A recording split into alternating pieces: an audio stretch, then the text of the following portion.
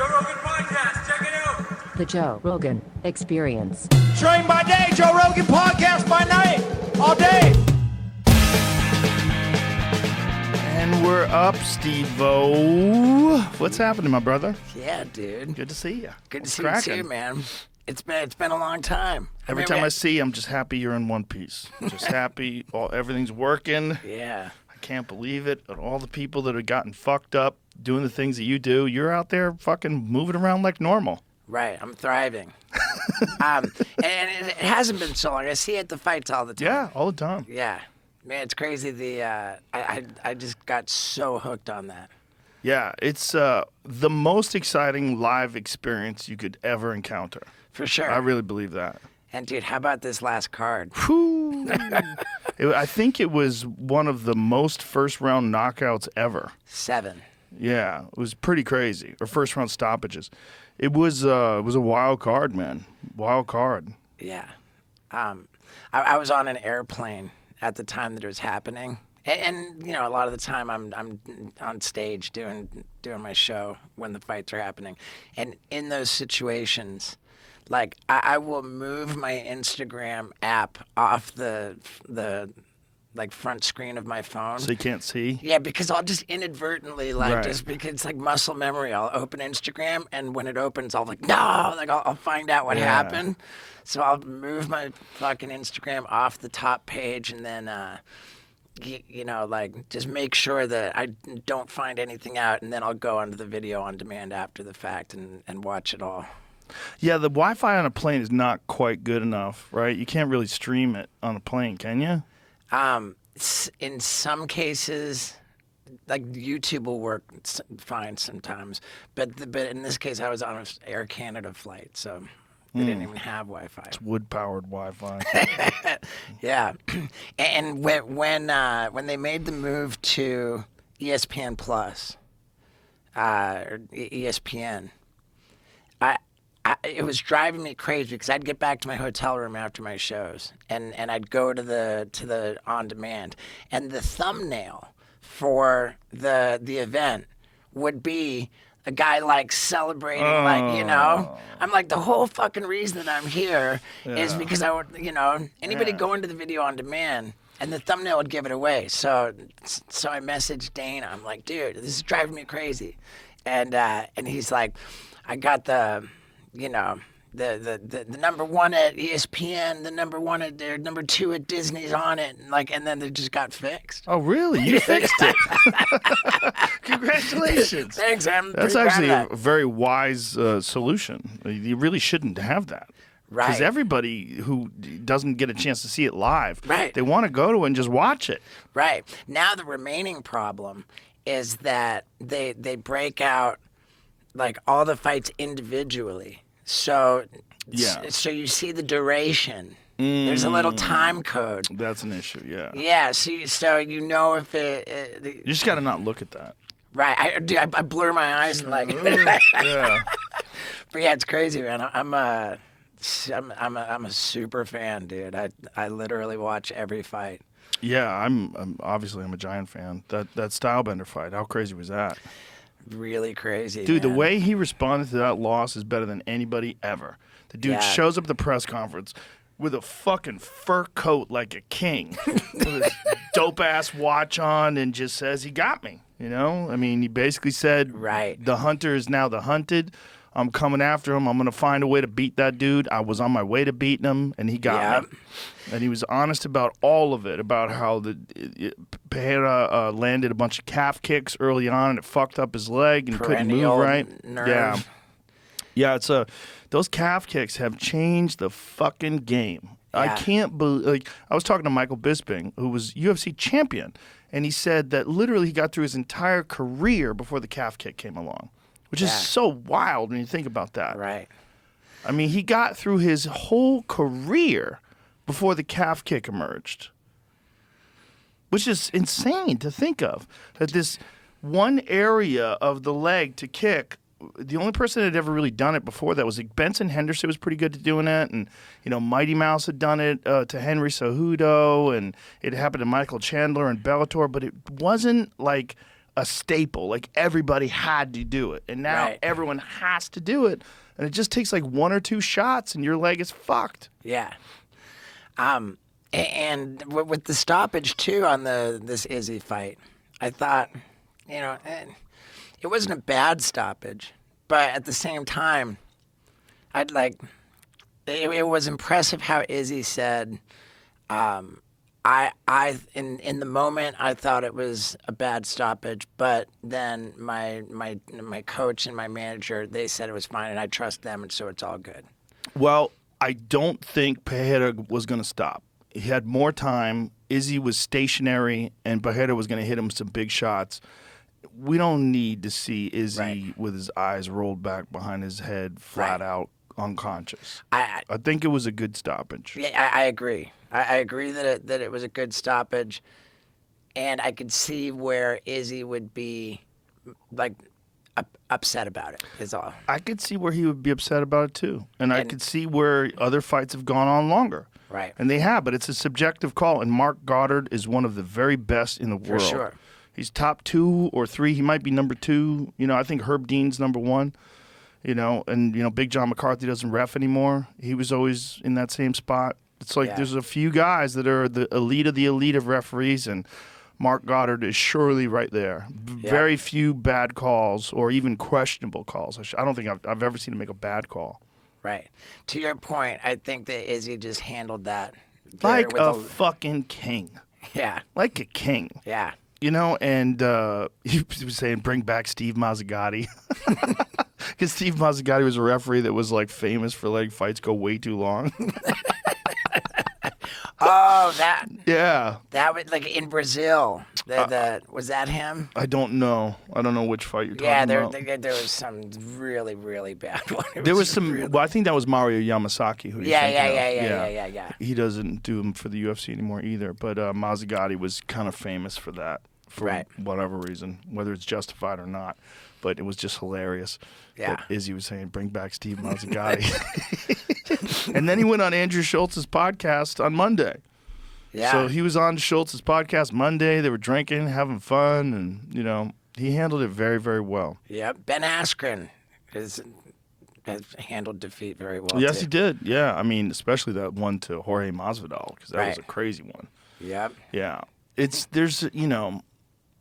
fucking the game they play, man. Yep. I mean, Izzy knocked a lot of fucking people unconscious. Yep. Izzy, put it on everybody in the division. And the thing is, like, when you are a specialist, like if your specialty is wrestling and then all of a sudden you're facing an Olympic gold medalist, you're like, fuck.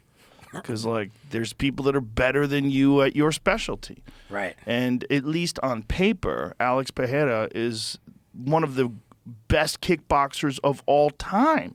I still think Izzy is technically a better striker because Izzy is just he's so clever and sophisticated, and he doesn't have the kind of power that Pereira has.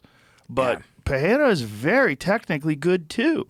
He just has a different thing that he relies on. He just has that nuclear option, and he relies on that a lot, and it paid off. And it paid off with him against Izzy twice. And one time he won by a decision, which if I go back and watch that kickboxing fight, I do not agree with that decision. And the second fight with kickboxing, it was a kind of shady situation because Izzy was winning and Izzy had him fucked up, and they gave him a standing 8 count, which they can do in kickboxing. And they allowed him to recover, and then he went back and he knocked out Izzy. And then this one, down 3-1, going into the 5th, and he puts it on him. Yeah, that was some Usman shit. Listen, man, it was more dramatic, honestly. Now I shouldn't say that because the Usman thing was last minute. Leon lands that perfect head kick. It was one shot.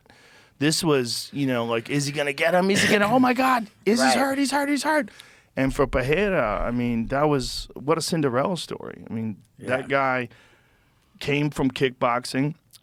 Was the only he was holding 2 division champion simultaneously. So he was the 185-pound champion and the 205-pound champion simultaneously, and was knocking people into another dimension in kickboxing. You watch his highlight reel, it's fucking sensational.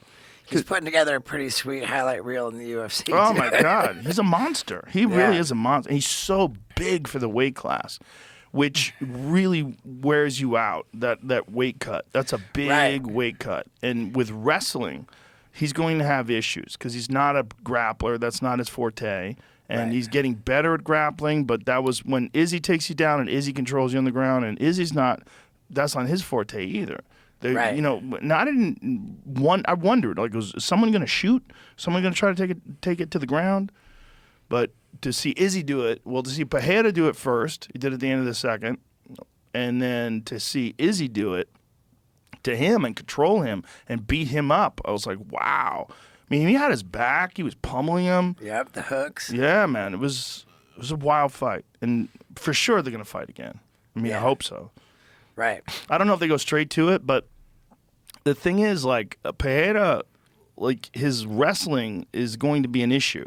Like, he's got to really figure out a way to but that was an issue with Izzy, too, early in Izzy's career, and he had to figure out how to tighten that up, and he did. I mean, Pereira came in, like, what? Like, they were saying he was, like, 220 pounds. He could have been. Yeah, he could have been. I mean, he certainly gets above that. Right. In between fights, and he has a hard time making 185. Oh, man, I wonder, like, this is a question I've been dying to ask. What do you think about if, like, when the fighters, they're putting on the Vaseline, you know, they're getting checked out by the ref, right? What if they were standing on a scale at that point so that it was transparent? You could actually know compared to what they weighed in at. And then when they actually step into the octagon for the fight. They do that for some boxing matches. They'll let you know, like, what the guy's weighing when he steps into the ring. Yeah, I mean, it's a bullshit thing. It's basically sanctioned cheating. It really is, but everybody does it. But Izzy barely does it. Well, you know, when Izzy went up to fight Jan Blachowicz at light heavyweight, he weighed 194. Right. Which is crazy. Because Blachowicz is a giant light heavyweight. I mean, Blachowicz is a big, powerful guy at light heavyweight, and Izzy didn't gain any weight. Right, because Izzy figured that if he put on a bunch of weight to go up a weight class, that he might lose his speed. Well, you also have muscles that need oxygen, and you might lose some of your endurance. And a big part of his game is not just speed; it's movement. Right. And you don't want to have a smaller gas tank. Right. You know, when you're fighting a guy who's just a murderous power striker like Blachowicz is. Right. Because Blachowicz puts people in another dimension, man. That motherfucker hits so hard. The last thing you want to do is, like, be standing in front of that guy. Right. Of course, the story of the Blachowicz fight was all wrestling. That he held him down. And so when Pereira came in weighing what looked like 220 pounds. He looks like a light heavyweight. He really does. Right. And then, I was wondering, well, are we going to see him, like, hold Izzy down the way Blachowicz did? Yeah, but that's not his style. Like, his style is murderous striker. I mean, he's a legitimate descendant of Amazon tribesmen. Like, no bullshit. That's his family comes from the Amazon. I mean, the Powhatan, I'm not sure what language it is. What's the language called? But that's hands of stone in his language. That dude is fucking special. He's so scary. And if he fucking learns how to wrestle and he learns how to take people down too, I mean, if he gets really good at that and gets good at stuffing the takedowns and makes people stand with him, god damn, man. He's so powerful for that weight class. So powerful. And I mean, even at 205, he's fucking powerful. Like, when he was fighting kickboxing, when he was going up to 205, he was nuking people at 205 with big gloves. Yeah. I mean, he's a terrifying dude. So, like, when you got a specialist like Izzy, who's just a specialist kickboxer, worst case scenario is the best kickboxer in the world enters into MMA, and that's what happened. Yeah. I mean, you can make an argument that he's certainly the best kickboxer in the world at 185 pounds. He lost to Vahitov in his last fight in kickboxing, but Vahitov is the cream of the crop. And Vahitov is super, super technical, and it was a split decision. It was a very, very, very close fight. So that was his last kickboxing bout in glory. Other than that, the other elite guys in kickboxing that were supposed to fight in MMA, one of them is Cedric Doumbé. And I've had Cedric on the podcast before, and he's another dude, man. He's a fucking real problem if he gets into MMA. And he's been taking his time and learning wrestling, and he went down to AKA and trained with those guys for a while. But he had some sort of an issue, a medical issue, and had to pull out of his fight in France. He was supposed to have his UFC debut, and now, like, I think he said he was in some sort of a dispute with Glory because they're kind of upset that he's leaving Glory and going over to the UFC. And I hope he gets over there because that's another guy that, like, all those dudes at 170 that like to strike, like, good fucking luck. Good luck with that guy. Yeah. Because he's a motherfucker. And he's a motherfucker against strikers. Like, when you get a world champion striker who enters into MMA, all fights start on the feet, man. They all start in an advantageous position. It's like if you were fighting a grappler and all fights started on the ground. Like, every fight started with that dude on top of you. That'd be terrifying. Right? Well, that's what it is. Like, all fights start standing up. Well, with kickboxing, like, I'm not really familiar with where you even watch kickboxing. Glory, you got to go to the Glory has most of their shows are on the web, and you could go to I think it's fight. I think it's FITE.com. Is where it's glorykickboxing.com, and there's a link to it, and you could stream it. What I usually do is I get it on my phone, and then I use the Apple app, and I stream it to my television through Apple TV. Does that mean that there's not, like, a ton of money for kickboxing? There's not as much money in kickboxing. No. Glory is the biggest organization for kickboxing in the world, and they put on phenomenal fights, and I'm a giant fan of the organization, but it's weird to me that boxing got so popular in the United States and around the world, and MMA got so popular in the United States and around the world, but kickboxing never really caught on here. It doesn't make any sense because it's so exciting. When you watch guys that are like high level, like Cedric Doumbé or Alex Pereira or Vahitov, these fucking world-class kickboxers are so exciting. It's not like a bad product. The product is sensational. What we see people dying in boxing, and we don't see people dying in MMA. Knock on wood. Right. I have a theory about that like that it's about the gloves, because, like, if you take football, back in the day when they had like just the little leather helmet, like back then. Like, people wouldn't hit their head so much because they had, like, a little fucking leather helmet on. So, like, but then now in modern football, you've got this crazy helmet that lets you bash your head around with seeming impunity. And because of that, people are hitting their heads so much more. And as a result, they've got all this CTE going on. Well, that's a real theory shared by other people as well. Yeah. Right. So, yeah, with boxing, these humongous gloves, it's like, oh, you can, throw your fists around with impunity. But then that's why. Yeah, well, it's there's a lot of thought to that. It's also, there's only one option. That option is to punch. Like, you can't clinch. You can't take people down. You can't kick and stay on the outside. You have to stay inside a boxing range because that's the only sport you're playing. There's a lot of thought to that about the big gloves too. Is that there's a lot more thudding, right? And the thing that people don't understand about head injuries is that, like CTE in particular, you don't have to get knocked unconscious to get it. Right. It's repeated small blows can give you CTE. In fact, there's some soccer players that get CTE. Right. When I think about that,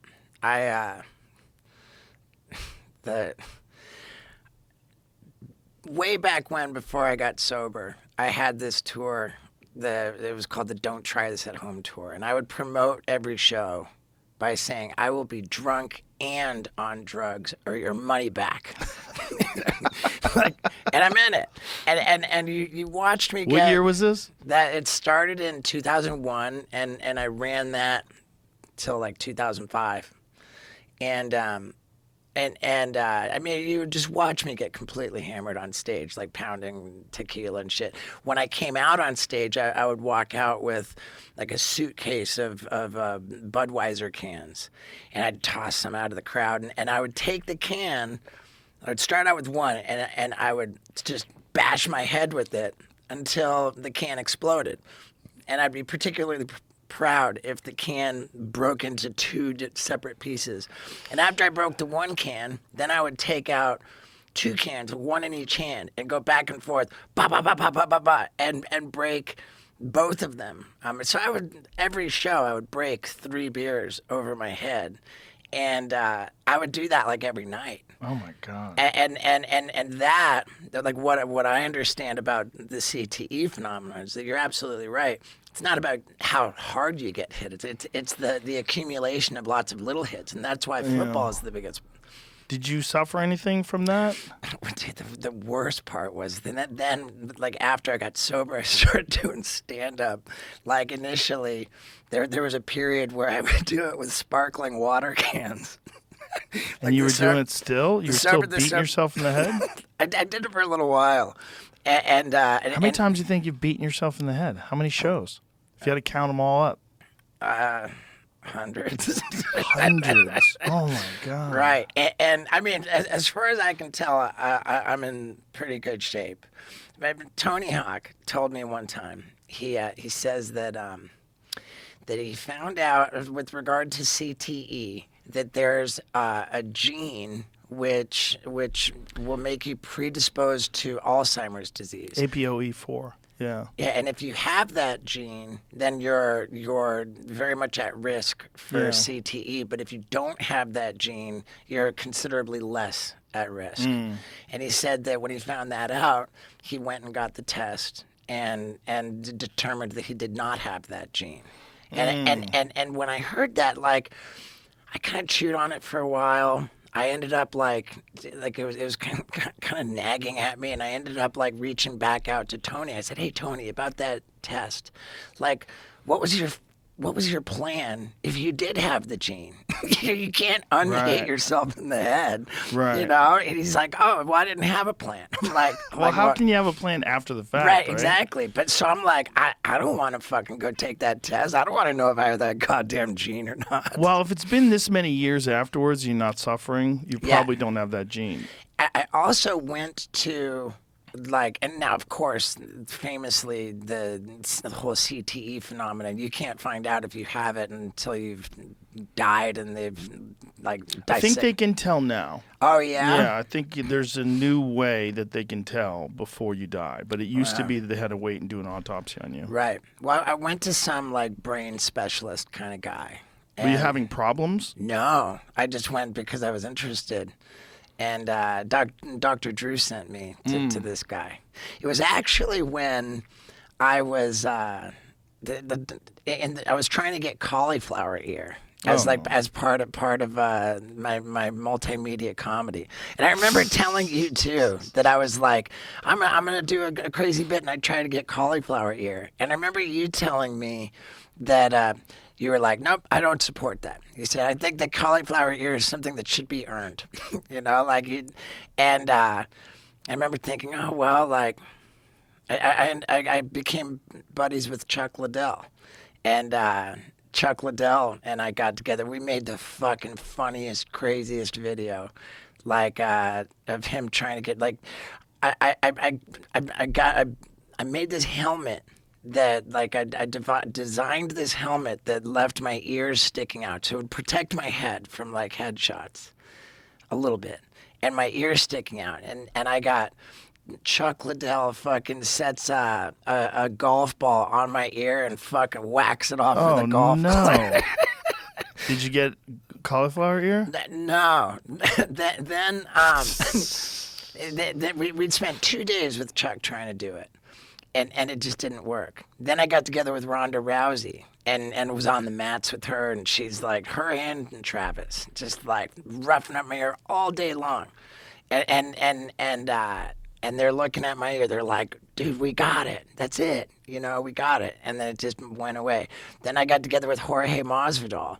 He put his BMF belt over my ear, and he's just like punching it against a door.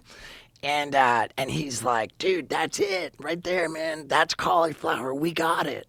Still no? Then I got together with John Jones. Oh my God. I had like the who's who. You're of the such a glutton for punishment. I had the who's who of the UFC Hall of Fame, like, give their best shot. And everybody said, dude, we got it. And then it didn't work. Dude, John Jones blasted my ear into oblivion. Like, with a, he took what at the time was his current light heavyweight belt, and like, oh yeah, there we go. Oh Jesus Christ! And he's hammering your ear, dude. My God. He so upsettingly overdid it that my ear got blasted apart. And you still didn't get cauliflower. Dude. Oh God, it's so bloody. Oh my God, dude! Yeah. What the fuck? We're not putting that. Did you get that? You just chipped it off. You didn't get stitched up. You just cut that little piece off. Just chopped it off. Oh with no! Scissors. Yeah. So you have like the Evander Holyfield, like when Tyson bit Holyfield's ear. Right.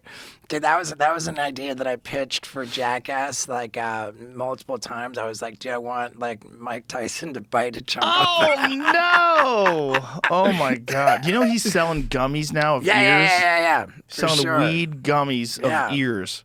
Dude, Mike is so classic, dude. He's the I best. fucking love him.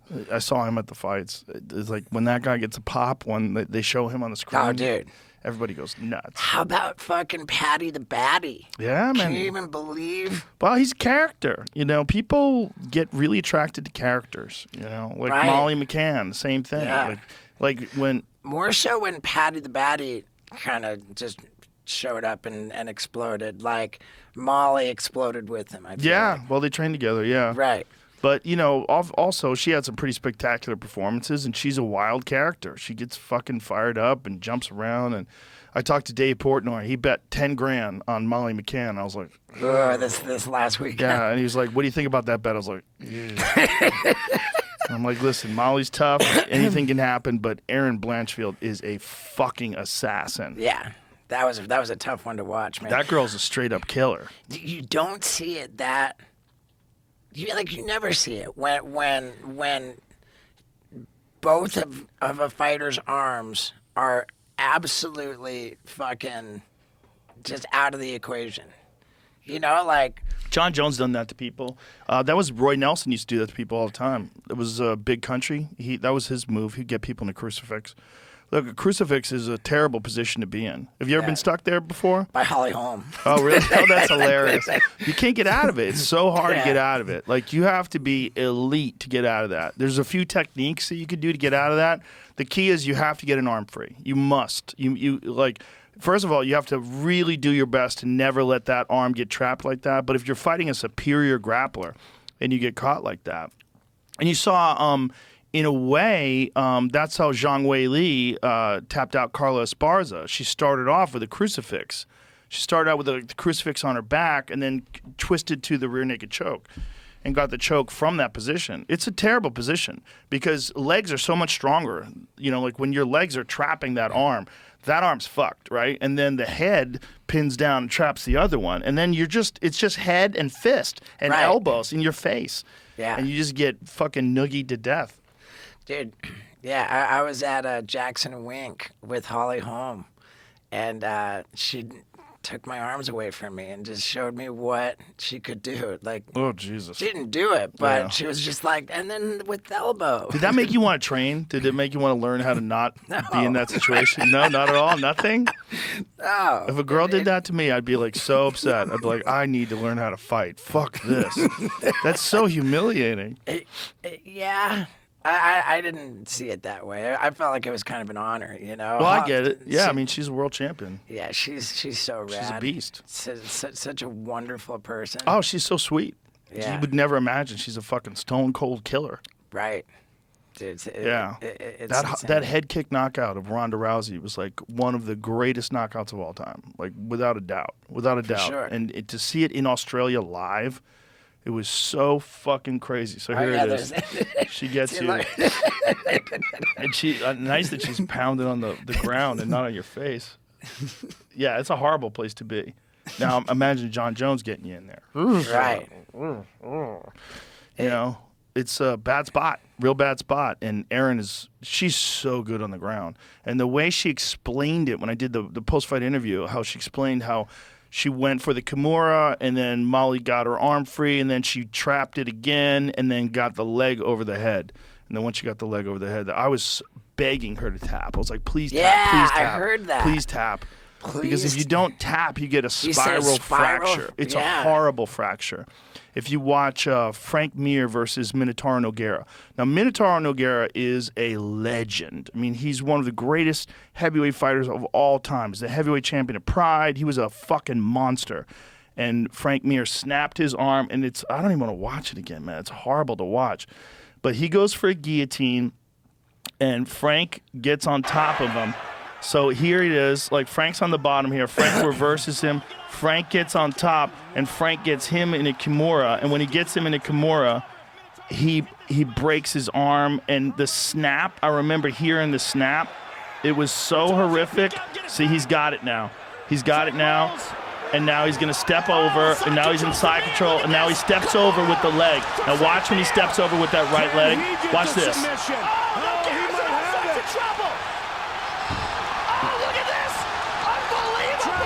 Now watch this right here. Snap. Oh.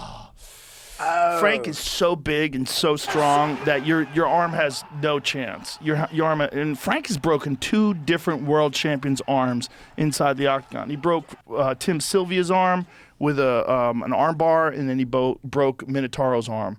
And when that arm breaks like that, man, I don't think you're ever the same again. Snap. See that? That's it right there. So what happens is all the pressure is on this bone. And so it's like this going that way, and this bone from just the angle, it just snaps, and you get all like he's got a giant plate, and they have to piece your arm back together like a jigsaw puzzle and screw it all in place. And even then, like you're always going to have this bar in your arm, and there's probably nerve damage and tissue damage, and it's probably never going to be the same. Right. Fuck that. Tap. Just tap. Please tap. Right. The other time was Khabib when he had Michael Johnson. I was like, please tap. Please tap. Please tap. Right. And then Islam Makhachev, he had Dan Hooker. And again, I'm going, please tap. Please tap. You got to tap. Like, live to fight another day. There's times when you got to tap. And the Kimura is a big one. When the guy gets the leg over your face and he's just got that angle and he's cranking it like, oh, Jesus, just tap. Just tap. I got another MMA question. Live odds at the beginning of round 2, round 3. Like they show the odds before the fight. Yeah. Like DC told me he thought that could be a good alternative to open scoring if they just showed the live odds at the. I think as a fan, I would love to know like how the odds are. It's uniform, always have what the live odds are going into each new round. It's not bad. I mean, it definitely encourages gambling, which I support. I think gambling's fun.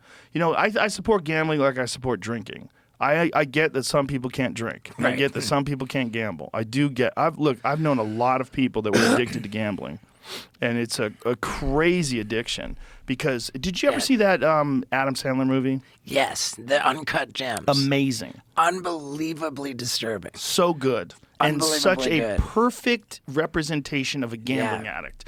They they need that fucking juice. They need it. They need that next bet. Come on.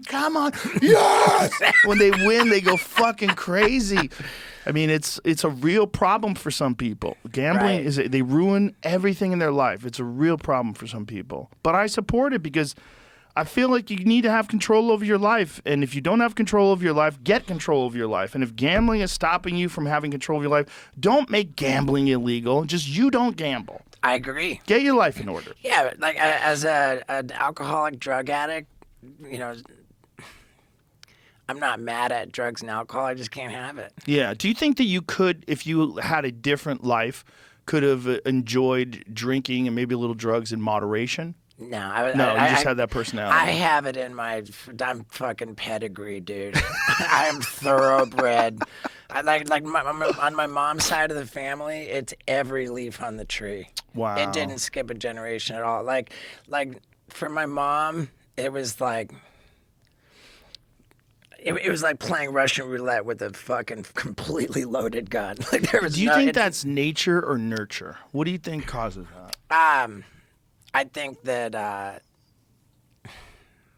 think there's a genetic thing, but it's a little bit like how did the fire start? It's like, who fucking cares? Just address the fire. Right, You know? right. But I mean, is there cases where the whole family is addicted and there's one person that can have a drink with dinner and they're fine? Yeah, there are for sure. There's no certainty of it, and more often than not, it will skip generations, and it will not be everybody. Just in my case, it was fucking everybody, and gambling was a thing too. Like, you gambled a lot? No, but it's in my family. Oh, like it's probably the same thing, right? It's like this obsession. Yeah, dude, it's so crazy how on my dad's side of the family is just straight academics, theologians, zoologists, like just everybody's like PhD or like, you know, like clergymen, like all, you know, my dad's dad like fought in World War II and was like decorated, like, you know, and then there's my mom's side of the family. It's just addiction, gambling, suicide, like the whole deal. My mom's father like dodged the draft. He was in Canada, like dodged the draft for World War II, and like got like fairly obnoxiously wealthy selling bootleg gasoline because they had they had like ration, you know, for the wartime, and so like his bootleg gasoline operation, you know, you could buy as much gas as you wanted beyond the ration from my mom, my maternal grandfather, and he became like obnoxiously wealthy. Was like had like a boat, you know, like fucking walked out with a crazy wad of cash, and the fucking dude gambled it all away, and then when he was broke, fucking blew his brains out. Oh, Jesus like Christ! I don't know that I don't know that I ever met that guy. Like I was that, you know, I was a baby when that happened, but like. It doesn't make any sense because with all the alcoholism, that didn't deter me from becoming an alcoholic, but I did manage to stay away from gambling. Wow, Never- 100%. I've placed the only time I bet in my adult life. I've still never placed a bet in a casino, or anything like that. But when I did a brand deal on social media, I got paid to promote some online gambling thing. That was when I showed up at the fight and I was like holding up all the cash, and I took the photo with you. Yeah. And that was when I bet on Poirier, and McGregor's leg snapped that night. Ah, wow. Yeah, So that you was won my and done. That was my first ever bet. I ended up like betting like a couple times after that as part of the same deal, as part of like and I lost her. And then but you're yeah, good. I'm done. Yeah, I'm done. Yeah, it's it definitely makes fights more exciting if you personally have money riding on For it. sure. But if you do have an obsessive thing, like I could see how it would transfer. For some people, it transfers to positive stuff. Like I know a lot of people that were drug addicts that became really fitness fanatics. Sure. You know, they start like my friend John Joseph. He started doing Ironman. Love John Joseph. He's great. Yeah. A lot of people do that. They become marathon runners or they you know, workout fiends. Yeah. And that's their new drug of choice. Yep. Fucking for me, I think that I'm just obsessed about just doing shit, you know, just accomplishing shit. Well, that's a good thing to transfer too. It's I think it's kind of the same gene, the gene that can, or whatever it is. I shouldn't say gene. It's the same thing in the mind that gets you obsessed with your next Right. high, or your next like wild Right. thing. You could also transfer that to accomplishing personal goals and Right. fitness goals and just getting your life together, starting a business, being obsessed with the business. Like you can do it in a positive way with that same mindset. And oftentimes you see that with fighters. Like some of the best fighters, they had like real horrible bouts of alcoholism or drug abuse in their past. And Mark Kerr. yeah. Well, he had it while he was at the top. Right. It wasn't something that he got over. He actually, it kind of took him down. And what was crazy about him is that while it was all happening, they were filming a documentary, The Smashing Machine. which is really crazy because they didn't film that documentary with the intent of capturing this guy's life falling apart due to drug addiction. 100%. He was on top of the world. Yeah. He was murdering everybody.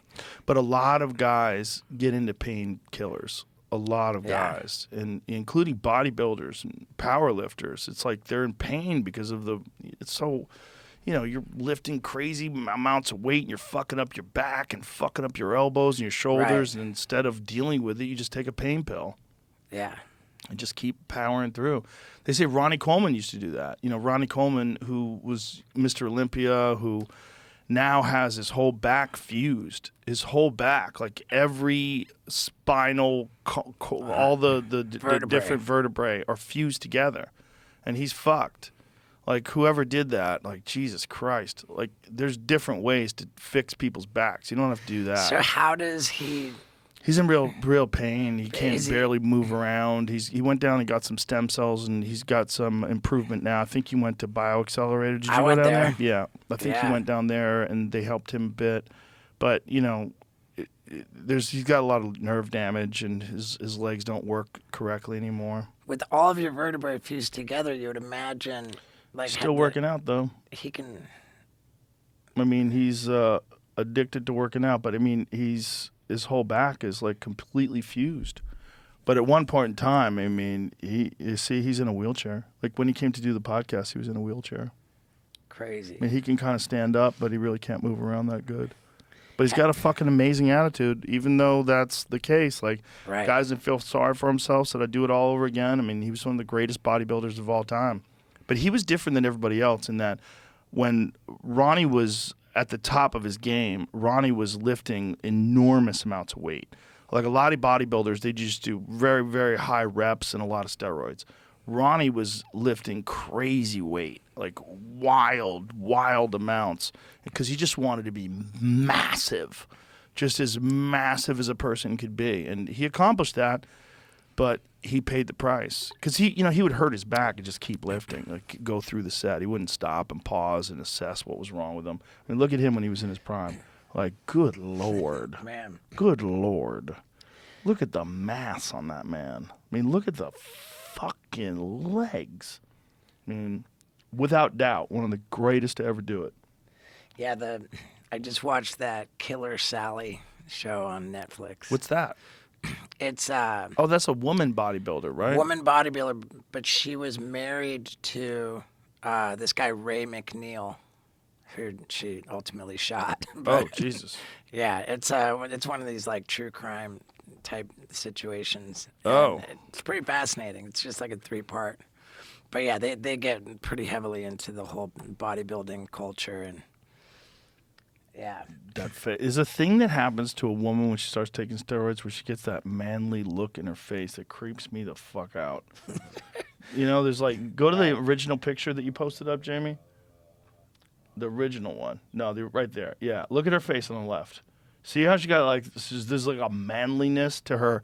It's like it's very hard to describe. Like what makes it manly? I don't know, but it's not just that she has giant traps and big fucking shoulders and chest muscles. Right. But it's also like her face has a manly quality.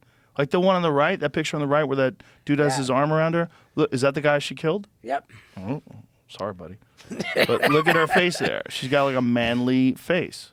That's very manly. It's super manly, yeah. Right? There's something that happens. Dude, she fucking went into the bedroom, fucking came out with a shotgun, fucking smoked the dude, and then went back into the bedroom, got another shell, and reloaded it, came out and shot him in the face. Oh, Jesus Christ. What did he do to her? Was it an abusive They, relationship? there was a lot of accusations of Domestic violence? Domestic violence, yeah, but Well, still, I don't think a lot of people are questioning whether that was a good call. You know, but yeah. yeah, Well, shit. I think they're probably both out of their fucking minds. If Yeah. you're doing that much juice and you're getting Right. jacked up, you're probably. I think when, like when a human being is taking like hyper human levels of hormones, you're not even really a human anymore. You're this wild thing. It's Right. like part human, part chemicals. What's the difference between steroids like that and TRT? Well, it depends on how much TRT you take, right? Right. So okay. if you're taking normal doses of TRT, then you're just like a normal man. You're Right. just the idea is that as you age and you take TRT, your body repairs itself and functions well, and your immune system functions well, like it did when you were younger. And it Right. works if you don't abuse it. But if you're a crazy person and you say, well, instead of this amount, I'm going to take double.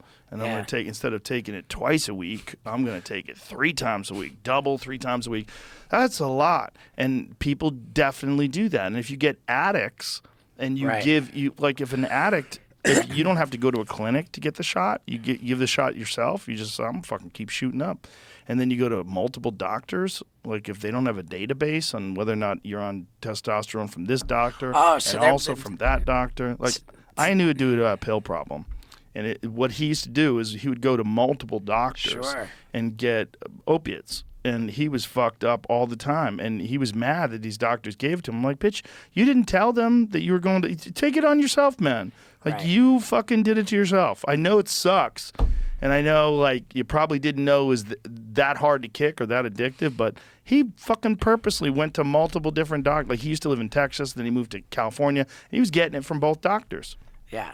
So he's taking a lot.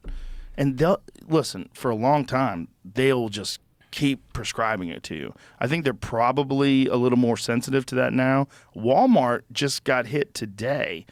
They got a $3 billion settlement today they had to give out because of their contribution to the opioid crisis. Wow. Make sure that's right. Was that part of like the? So the Walmart agrees to Sickler? give $3.1 billion to opioid settlement framework. Well, that's a tiny fucking piece of how much they earned, which is really disturbing. If you find out the Sackler family, how much they yeah. actually made from Right. lying about the addictive properties of it. I mean, Right. pushing it on people. Dude, when I got my nose fixed, I had a deviated septum. I got out of there. And, once I woke up and everything, the doctor's like, okay, I've got you 2 different painkillers. I go, do I need those? He's like, you're going to need those. I go, but is it going to get worse than it is right now? He's like, no, might not. I go, but right now it doesn't hurt at all. Like, I don't know why are you giving me these?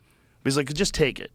And I'm like, Man. well, wouldn't it be better if I didn't take it and then I came to you and I needed it? I was like, what am I doing with this? I never filled them at all. I'm I've like, not filled out a prescription for painkillers once since I got sober. well, since you got sober, it's a Right. good call. I've never had a problem with painkillers. In fact, I had my knee repaired in '94, and I can't remember if they gave me Percocet or Vicodin. I don't remember which one, but I wound up selling them at the pool hall because I was like, this is terrible. I'd rather be in pain. Like, for my personality, whatever it is, like, me being stupid was the hardest part because I was just laying on my couch. It took them one day, and I was so stupid. I was like, I can't live like this. Like, I feel so dumb. Like, Yeah. whatever it is with me, my own biology, how I react to painkillers, no bueno. So my next knee operation, when I got my ACL reconstructed, no painkillers at all. I didn't take shit. Yeah. And so when my nose got fixed, the doctor's like, you're going to have to take painkillers. I'm like, for this? I'm like, this Yeah. doesn't even hurt. It's like once they did the operation, it was mildly uncomfortable. That was because they had these big foam tubes stuffed up my nose. When you say deviated septum, that means like a hole in the wall? No. My septum was my nose had broken so many times that I only had like 1/4 of one nostril that I could get oxygen from. Ah. The other one was completely closed. So I could go like this, and I literally couldn't breathe a thing out of my nose. And then on top of that, the same thing that happens to cauliflower ear also happens to the inside of your nose. So when you get a bloody nose, your nose gets smashed all the time, calcium deposits can form inside of your nose the same way they form in your ear. So my nose was just useless. So the doctor scooped all that shit out and shaved my turbinates down and then reconstructed the actual septum, so the path between the two nostrils. So when he did that, when I was 40, it was like the first time I could breathe out of my nose since I was like 5. I fell down a flight of stairs when I was 5 years old and broke my nose. Wow. And it's been fucked ever since then. And then from that time, all those years of combat sports, I broke it in jiu-jitsu, I broke it in kickboxing, I broke it in taekwondo. I broke it so many times. It was just useless. But when I got it fixed, the doctor was like, you're gonna need these pain pills. I was like, are you fucking sure? Like, can't I just be uncomfortable? Like, whatever happened to being uncomfortable? Is that okay? Right. And you know what? Like, it's incredible how effective Advil and Tylenol are. Both those things are terrible for you. Oh, yeah. Terrible for you. Do you know that if you take Tylenol is acetaminophen. If you take 20 times more than the dose, you're dead. Wow. Dead. There's a lot of people who die every year from Tylenol poisoning. In fact, there was a really terrible story about a woman who had COVID, and she was in agony because she had COVID, so she just kept taking Tylenol. She died from liver failure. Wow. From fucking Tylenol. It's terrible for you. Advil's terrible for you. Advil's bad for your stomach. Yes, it's bad for a lot of things. But they're non-steroidal anti-inflammatories, and they cause gut inflammation in a lot of people. Like my friend Cam, he was taking 800 milligrams of Advil every day because he runs every day and he was always in pain. He heard a podcast I did with Dr. Rhonda Patrick. She explained all the dangers of non-steroidal anti-inflammatories and what they do to your gut and what they do to your gut biome and how they actually create inflammation. So he gets off of them, all his fucking pain went away. Yeah. So taking anti-inflammatories for pain was actually the source of his pain. Huh. Isn't that wild? Well, if you're doing it on an ongoing basis, then I think that is a dynamic that will, Yeah, in his case, it was pretty extreme. Right. Like, if it's pretty rare that you're in pain and Sure. you take... I mean, if you have a headache and you take it, if you're smart about it, you take it every now and again, I'm sure it's okay. It's like everything else. Your body will recover. But you just have to be careful with that stuff. To think that it's completely innocuous just because you could buy it at a drugstore is not the case. Right. And the Tylenol poisoning, when Dr. Peter Attia was explaining to me that it's just 20 times the recommended dose will kill you, I was like, that's crazy. Yeah. I hadn't heard any of that. Yeah. I mean, I knew that Advil was bad for your stomach, and I got to be careful with that because I have Barrett's esophagus. What is that? It's like erosion of the esophagus, like the tube coming out of your stomach. It's basically from like acid reflux and shit. And it's scary because it's often a precursor to esophageal cancer. Ooh. So it's something that I monitor really closely. Like at the moment I'm stable with it, but what caused that? I don't even know. I think acid reflux. But what caused the acid reflux? I don't have any idea. Is it drugs or alcohol or maybe? How many people die a year from Tylenol? See, pull up how many people die a year in the United States from acetaminophen. When I found that out, I was shocked. Well, when I read about that woman who died when she was just trying to get over the COVID, it's responsible for 56,000 emergency department visits, 2,600 hospitalizations, and 500 deaths per year in the United States. 50% of those are unintentional overdoses. Wow, 50% of them are intentional then. Oof, that's awful. What an awful way to go. More than 60 million Americans consume acetaminophen on a weekly basis, and many are unaware that it is contained in combined products. What about like Bayer? Like Bayer No, and that's aspirin? okay. Like the people take that for their heart? Yeah, aspirin, I think in low doses is probably not bad, but I think even aspirin probably can kill you if you take enough of it. Yeah. Like, how many people die every year from aspirin overdose? Let's Google that. Let's take a guess. If it's 500 for Tylenol, let's say it's 50. What do you think? How many people a year die from aspirin? Maybe it's 0. Yeah, I'm going to go with 0. 0? I'm going to go with 50. How many people die every year in the United States from aspirin? Maybe it can't even kill you. But then again, I feel like that was something they said, like one aspirin every day is good for if you have a heart condition. But then I think they recanted that. So I'm actually going to go with not 0. Did they really recant that? I think they recanted That was the thing they were always telling you. Take an aspirin a day. It's not giving me direct information, even though I typed it in. I'm seeing It's the aspirin industry. it causes more than 3,000 deaths per year in the UK, according to what I found. Oh, that's a lot more. But it says Holy shit. Especially the UK it's does causing not have that big of a 20,000 population. bleeds annually, causing at least 3,000 deaths. Whoa. Okay, well, there you go. Jesus Christ. Daily aspirin behind more than 3,000 adult deaths per year.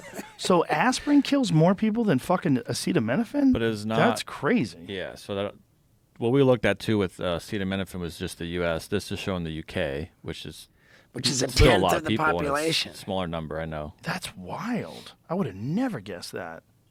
I was going with 50. Let me see if I... Yep, they seems that they did Oh, recant look at it. this, though. In Yes. 2021, it says 227 deaths were recorded in England and Wales as a result of paracetamol poisoning. I guess that's aspirin. No, this is Tylenol. That's Tylenol. Oh, you wrote Tylenol Yeah, deaths. I switched over back to Tylenol to see what... Oh, why'd what you do that? We're done with that. Well, I wanted to... Because I wasn't getting an answer for U.S. for aspirin, so I wanted to see what it said for U.K., since I did So have a... Tylenol per year is half of what it is in America, roughly. But aspirin, I was trying to get 3,000 deaths per year? And the population is 10%. That's fucking crazy. I would have never imagined it's that many. Maybe it's just because it's more popular. Wow. So does daily aspirin behind more than 3,000 deaths per year? Phew. But I don't know And who that's- Yeah, we could probably break that number down, though, too. I don't know if it's an accumulation, because it's not sudden deaths. It's not like they're just getting a heart attack all of a sudden. Scroll back down a little bit. It says, expert warn, more people die from aspirin than COVID-19? What? I wouldn't use this.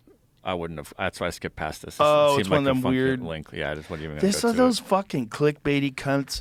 Yeah. They'll lure you in with some fake headline, some bullshit website that's in Macedonia or some shit that's just Yeah. designed to get American clicks and sell ads. They're so sneaky with that shit. I was starting to wonder if you were onto something with the aspirin people. Well, it's probably a lot of money in aspirin. Yeah. And if people were taking it every day, Google that. Does taking aspirin every day prevent heart attacks? Because that was the thing that they were saying. But I think at that time they were just saying like one aspirin every day. This was saying, the UK thing. I found another way of someone else describing it. It says around 40% of adults aged 75 or over in the UK take a daily aspirin and have lifelong treatment. And is recommended for patients who have previously had a heart attack or stroke. This is where the 3,000 number though came from too. Major bleeds. So other antiplatelet drugs. Okay, hold on a second. That says 3,000 deaths caused by aspirin or other antiplatelet drugs. Yep. So what if those antiplatelet drugs are more potent than aspirin? But that's the Guardian. That's a reliable paper, right? Heartburn I think drugs. it's pretty good. Published in Lancet. Found that for patients under 65 taking daily aspirin to prevent a recurring stroke or heart attack, the annual rate of bleeds requiring hospital admission was approximately 1.5%, compared with 3.5% for patients aged 75 to 84 and 5% for those aged 85 or older. So you know what it is? I guess it's a trade-off, right? Like it probably prevents the clots, but also makes you bleed to death. Fuck. That's the scariest shit when people have what is that disease where people their blood doesn't clot? What is that called? No, not anemia. Anemia is when you have a lack of blood. What is that disease? God damn it! It's at the tip of my tongue. Oh, I'm gonna know it when you say it. God, this stupid brain of mine. It's so good sometimes. My brain works so. My memory is so fantastic. Yes. Yeah. Yes. Yeah. Hemophilia. Hemophilia. Thank Yeah. you. I knew it was a hemo something. Yeah, dude, I'm stoked I got it. You did? Yeah, that's it. Hemoglobin, hemophilia. Yeah. Yeah. Yeah, that is scary. Your body doesn't stop bleeding. Fuck. You don't clot. Ugh. You know, I had a friend who had to take some sort of blood thinners because they had something wrong with them, and they had to be real careful. Like they couldn't get bruised, Right. nothing. Dude, how about the people who don't feel pain? Oh, that's nuts. That's nuts. yeah, it's really scary. Yeah, that's nuts. What is that? I don't know. Like, what kind of fucking evolutionary advantage would it be to not feel pain? Yeah, that's No idea you're injured. Is that real? Like, what, all pain, or is it just like most pain? Like broken bones? You don't know you're broken? I think there are people who don't feel pain. Period. That'd be great in your line of work. Congenital insensitivity to pain and anhidrosis is a very rare and extremely dangerous condition. People with it cannot feel pain. Pain-sensing nerves in these patients are not properly connected in parts of the brain that receive the pain messages. Wow. Yeah. Whoa, that's crazy. That sucks. Yeah, pain's important, man. Yeah, it That's is. why fights are crazy, because you don't really feel much while you're fighting. And then after the fight, you're like, oh my God, everything hurts. Your fucking shins and your elbows and your knuckles and Yeah. everything. Yeah, not feeling pain is not good. It's like not feeling sadness. Like you need to feel loss in order. Like you need highs and lows. Like it's part of being a person. Like the stuff that sucks is, it's all supposed to be there to kind of get you on the right path. The path to not do that thing that made you feel bad and not do that thing that made you hurt. Like don't do that, buddy. Yeah. I saw. I remember seeing you react to like some of these crazy kids that are like climbing on skyscrapers, you know. Yeah. And I remember you having like a really pretty like visceral reaction to that. Like, no, like don't do that. I don't like it. I don't approve. And I just thought to myself, like, I disagree. I disagree because I think that that in most cases with these kids, they just know their abilities. Oh, they definitely do, but also they fall and they die, and that's a crazy way to die. Okay. Falling off a skyscraper, Yeah. landing on a baby carriage. I understood. But I remember like they like one of these kids because I had a really, Don't do it, Jamie, you son of a bitch. Jesus Christ, this guy's barefoot climbing a fucking building. right. Woo! That is so wild that people do that shit. You know like Don't do it, Jamie. Don't make me want. My hands are sweating. Feel my hand. Feel it. How sweaty is that? And I'll take this off of you because when I like linked up with some of these kids that do all this fucking crazy parkour shit, like from building to building, and I reposted on my Instagram some kid doing like some like fuck. It was like he jumped off one building and then landed on the next building like by his fingers, and people in the comments were like, just like, oh, this fucking stupid kid's fucking gonna die. Like, and I was kind of incensed. And I went on my story and I was like, why is it that, you know, these kids are catching such fucking heat? But then this other fucking guy wins an Oscar with the fucking free solo. Like, what's the difference? Well, that's crazy too. I mean, Alex has been on the podcast a few times. Sure. And I admire his ability to do that. But also in talking to Gabor Mate, he was explaining that most likely what's going on is those people don't feel normal life the same way that we do. And the only way for them to feel really connected and alive is to put themselves in grave danger. It's just interesting to me that and they're basically all doing the same thing. Sort of, but rock climbing is undoubtedly a learned skill, and they have abilities that they have developed through. There's technical rock climbing, like they know what the fuck they're doing.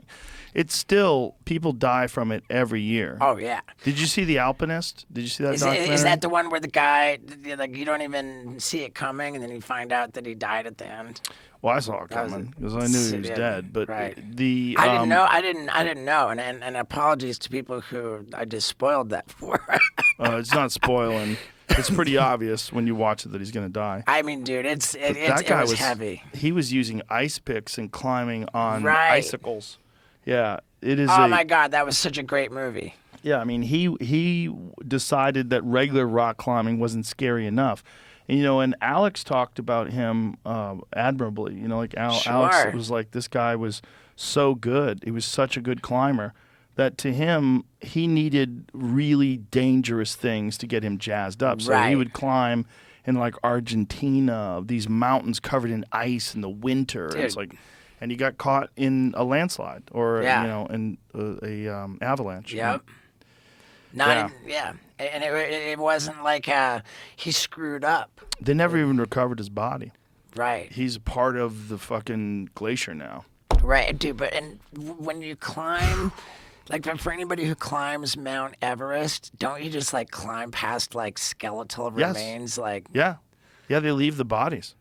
Yeah, you climb past them, and they're white because they're basically just completely frozen solid, and it's just like a white piece of meat.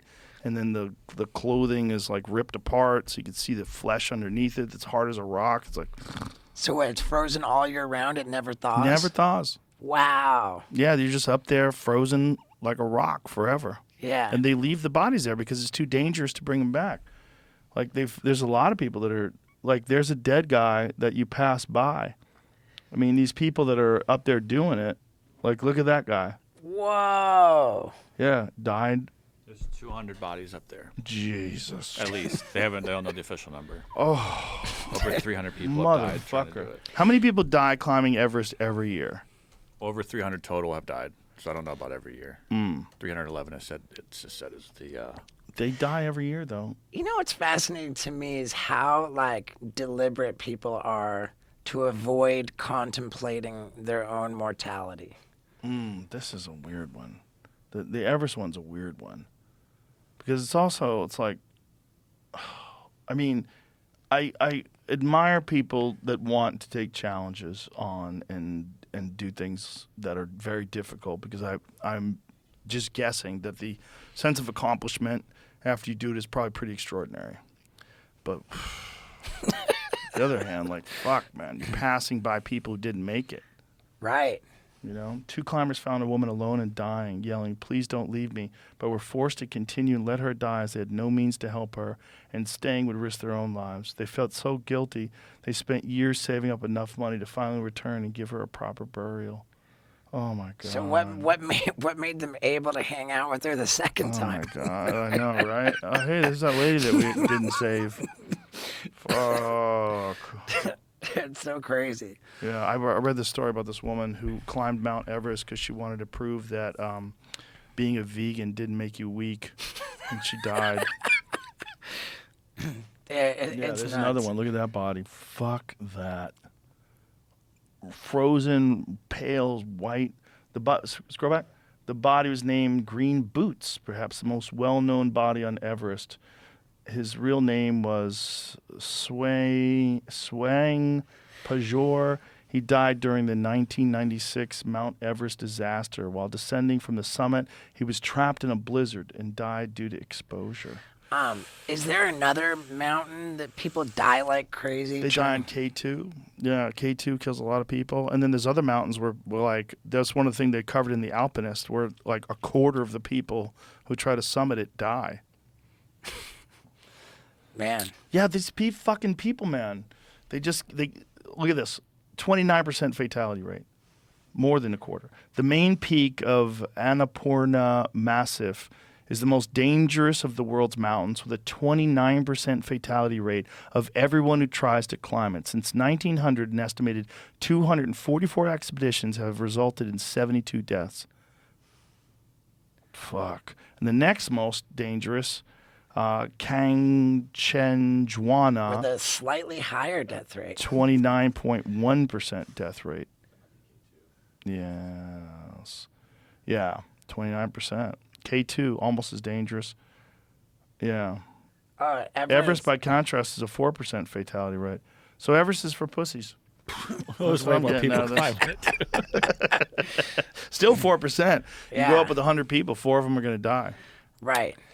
I think that I think that so many people are just hyper focused on not like contemplating their mortality that they fail to live deliberately like while they're alive. There's an argument for that. Yeah, there's people that don't want to take any risks at all. Right. I mean, listen, I certainly take risks. I'm not suggesting that you should take risks or anything like that. I just think that by living with your blinders on, you know, like I have this theory that you know, particularly in Western civilization, like America, like where we live, like actually being old is like a fucking party foul. You know, people don't want to like. People want to take elderly folks and just shuttle them into a nursing home and not deal with them, not look at them. Like like old people serve as a reminder of your mortality, and it just bums people out. Like being old is a party foul. Well, there's that, but there's also people can't take care of people. They don't have the ability. If you're working full time and you have a career and a family and your father is unable to take care of himself anymore, you're left with a limited amount of options. Like, what are you going to do? Are you going to abandon your life for the next 10 years so that you take care of this person 24 hours a day? Or are you going to put him in some sort of a medical facility? Right. But then the big fear is that he gets abused there. That is the saddest, scariest shit when you see those videos of people getting abused in nursing homes, like hidden camera footage of the last days of your life. Some young asshole is fucking smacking you in the head and shoving your face in food. I haven't seen any of those videos. I'm glad I have horrible. not. They're horrible. And yeah, and maybe it's not about putting people in nursing homes, but I just think that there's a real, like living with the blinders on, like I don't want to think about it, la la la la, and then you end up, you know, further down the road thinking like, oh man, why didn't I do this? Why didn't I do that? As opposed to really like being deliberate and living the life you would want to have lived when it's coming to an end. Well, I think it's also a learned thing to be able to take chances. And if you go through your life and you get to, maybe you have a family and your family is your mother and your father are averse to risks and they play everything safe, and then they drill it into your head to play it safe, and then all of a sudden you're 35, you don't know how to do anything risky. Right. This is like the life you've always lived. I mean, there's how many people that just live this sedentary lifestyle and they're just gelatinous blobs sitting in a chair every day and trying to avoid risk. And by the way, those are the people that freaked out the most when COVID came along. Right. Because they were really, like, genuinely vulnerable. Whereas, you know, if you're an athlete and you're relatively healthy, that was not something you were as terrified of. And those people got mad at those people that weren't terrified. Because for them, it was literally like there was a demon waiting to get them. Because they were scared. Because they did, and the crazy thing was when those people got vaccinated, they're like, "Well, I'm the smart one. I'm taking care of myself. What are you doing?" Like, bitch, you live in a glass house. Like your body is barely functional, and you have no resiliency. You know that vaccine it'll help you a little, but you've got other problems. Like you're obese, and that is one of the number one causes of death. Like for sure. The idea that you're going to be safe from danger because you got a COVID vaccine. Like, okay, well, maybe you'll be safer from COVID, but you're still vulnerable as fuck if you're obese. Right. It is one of the worst things, and it's 40% of the United States. Right. I mean, somebody said this. Said, you see super old people smoking cigarettes all the time. Because they're like, fuck it. But how often do you see super old obese people? You don't. You don't. You don't. I mean, when you put it in those terms, Yeah. it becomes very evident that obese, Yeah. like it. Some people can just smoke for whatever reason. Right. It's weird. Did you see that guy who, Chinese guy who's running marathons? Who was, he ran a marathon in 3.5 hours while smoking cigarettes? See if you can find that cat. You got him? I mean, it's hilarious seeing this guy run. He's running like really good times. Look at him. He's an older guy too. Uncle Chen, long distance chain smoking grandpa, runs a marathon in 3.5 hours. So this dude is fucking chain smoking while he's running a marathon. Bert Kreischer. And he's a grandpa. But he's running like a real good time. Like 3.5 hours. Okay, Yeah. hold on a second. Back up to that video. That guy's younger than me by 5 years. So fuck that. I just changed my tune. I'm in way better shape than that guy. That was like, remember when we saw that old dude that got in a fight outside of the bar? And I was like, look at that old man. Because they said he was like a 92-year-old boxer and he's fucking these dudes up. And then I found out he was younger than me. He was actually only 53. I was like, oh, well, he's in terrible shape. That time is pretty fast. I was just looking at the New York City Marathon qualifying times, and for a 40 to 40-year-old, you have to be under 4 hours, and this is a half an hour faster than that. Yeah, no, that's a legit time. fast. Like a really good marathon runner, 3 hours is the goal, right? They want to get under 3 hours. That guy's fucking hoofing it at 50 years old, and he's smoking cigs the whole way. Look at him. Yeah. Man, It's better than being obese. Fuck cigarettes, man. Yeah, fuck all that stuff. But look at him. Healthy as fuck. You know, in Thailand, a lot of the Thai fighters smoke cigarettes. A lot of the Thai boxers, they smoke and they drink, and then they fight. Yeah. It's crazy. Yeah, super crazy. So, dude, I got to tell you about how I wrote about you in my new book. You did? Yeah, I did. Like, just as an example, where I was talking about how I got into stand-up, and there were certain people were not like particularly supportive. You know, there's like I made an example about how I went on Mark Maron's podcast to promote my first special, and there I was, and he says, you know, I got to admit, like, I'm kind of a purist when it comes to stand-up. And when I saw that you were doing stand-up, I didn't like it, you know, like, and I remember thinking kind of like, why is he saying this? He said the same thing to me Right. when I first started doing stand-up. Right, like, Fuck off. Like, stand-up is an art form. Anyone can do an art form. Sure, and as I kind of like broke this down in my book, sort of, I said that I really believe that that's an example of somebody operating with a mentality of scarcity. Yeah. Where like the idea is that in reality, these people are concerned that if Steve-O comes into stand-up and has success, that means that there is going to be less on the table from them. It's going to take away from them. You know, there's not enough to go around, and that this is their way of dealing with what they perceive as a threat. And that's operating with the mentality of scarcity. And then there's people like Joe Rogan who operate with a mentality of abundance, where you're perfectly comfortable that there's enough to go around, and so you're not threatened by anything. You actually encourage people to get into it. And I just had to, you know, I'm so fucking grateful for that. You know, for the way that you supported me, for the way that you support everybody, and that you just want there to be more funny shit in the world. Well, thank you. But I think I encourage people to try things. And look, the idea that look, everyone talks. Stand-up is talking and being funny while you're talking. That's what it is. It's like you tell stories, you figure it out. It's the idea that only one group of people should be able to do this and that it's our thing. Like, fuck off.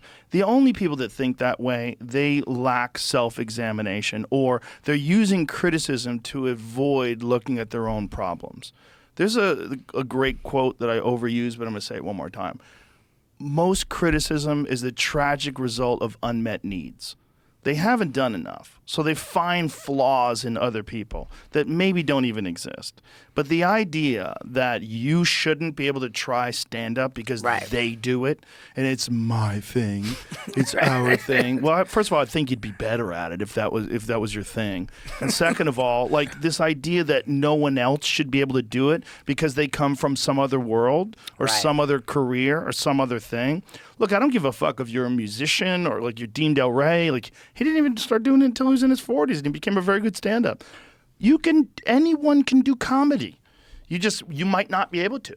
Like you might not have it in you, but if you do, I hope you do. I support you. It's a wonderful thing to be able to do. To be able to go out in front of a group of people and make them all laugh and make them all feel better. Why the fuck wouldn't you encourage more of that? Right. There's not that many of us.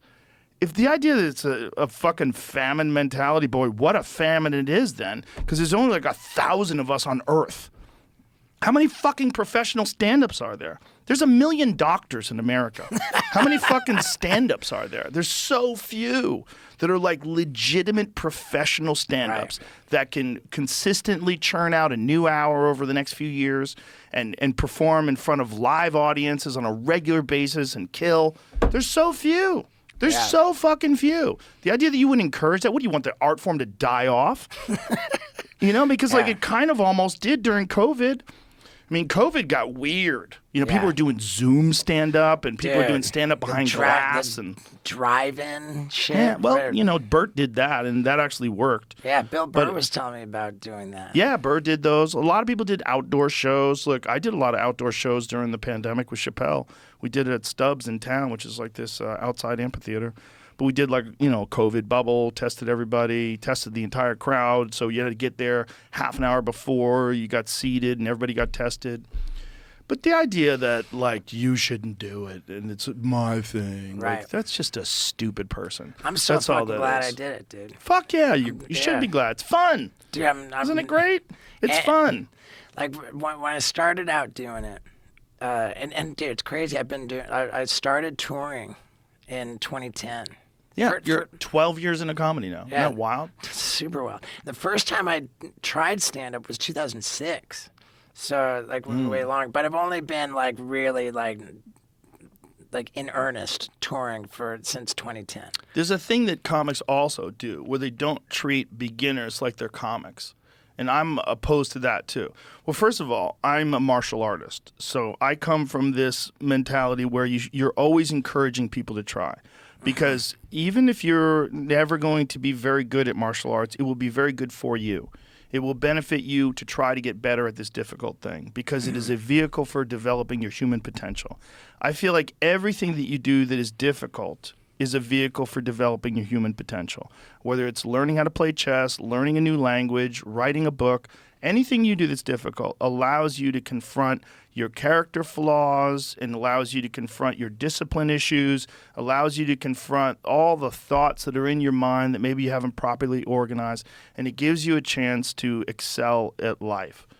And for people that don't understand that or don't get that, they're generally selfish or narcissistic. There's something wrong with them, that they don't see that a person who is attempting to do this difficult thing should be encouraged.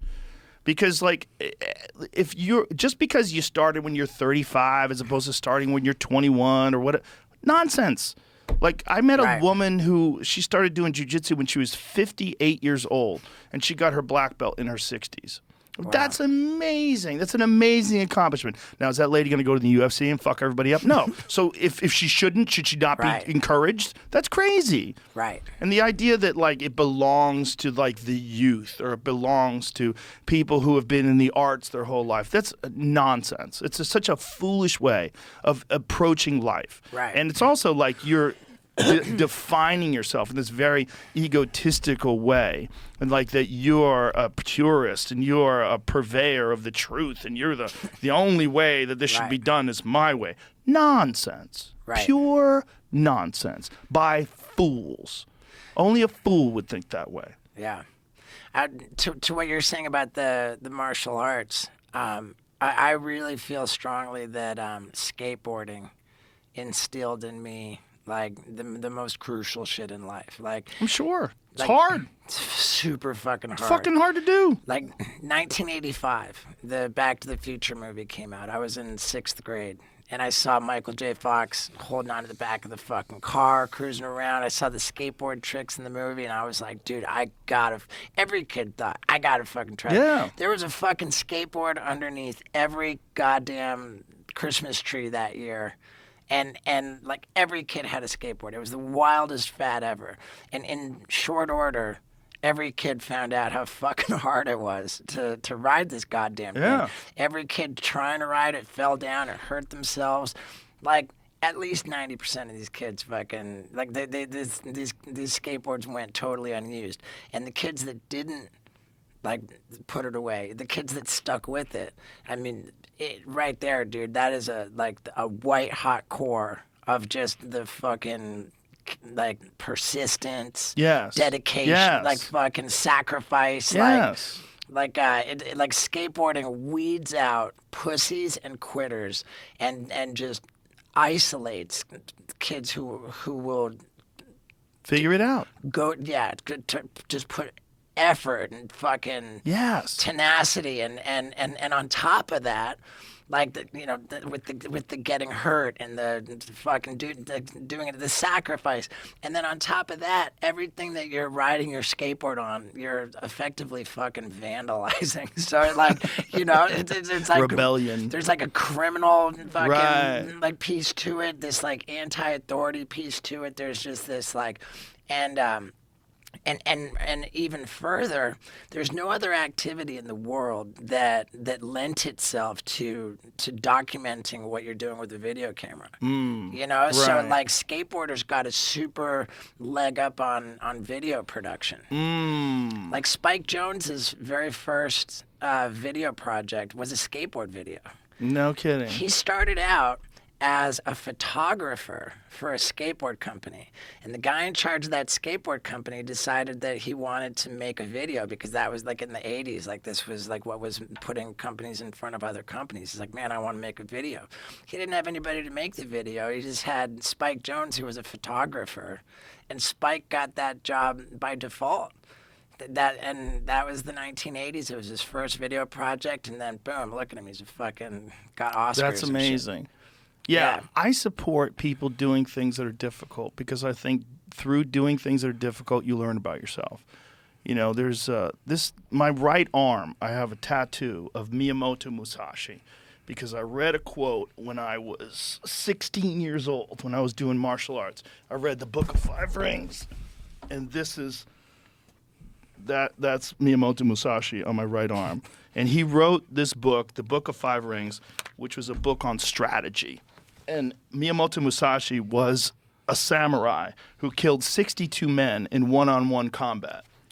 And he wrote this quote, wrote this incredible book about it. But one of the things he wrote in the book was, once you understand the way broadly, you can see it in all things.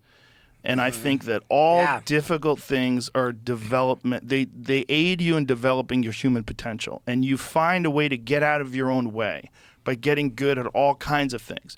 You cut through the bullshit. You think you're great at skateboarding?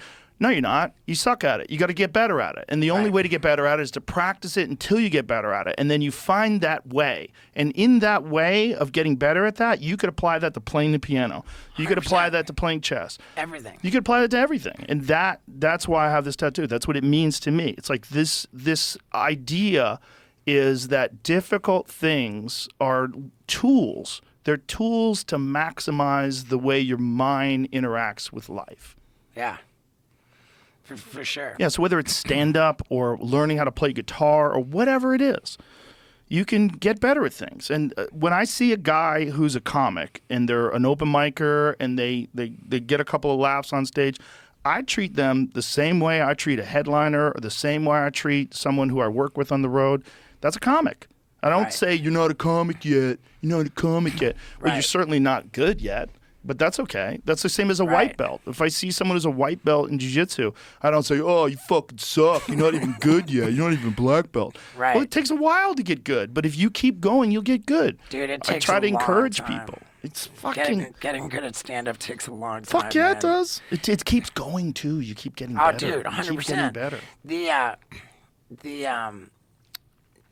for me, when I first started, it felt like such a departure from, I've been doing this jackass shit. Now I'm gonna do stand up, and it's gonna be separate. And I'm just going to devote myself to it, and I'm going to work to establish myself in it. And it was just me and the microphone.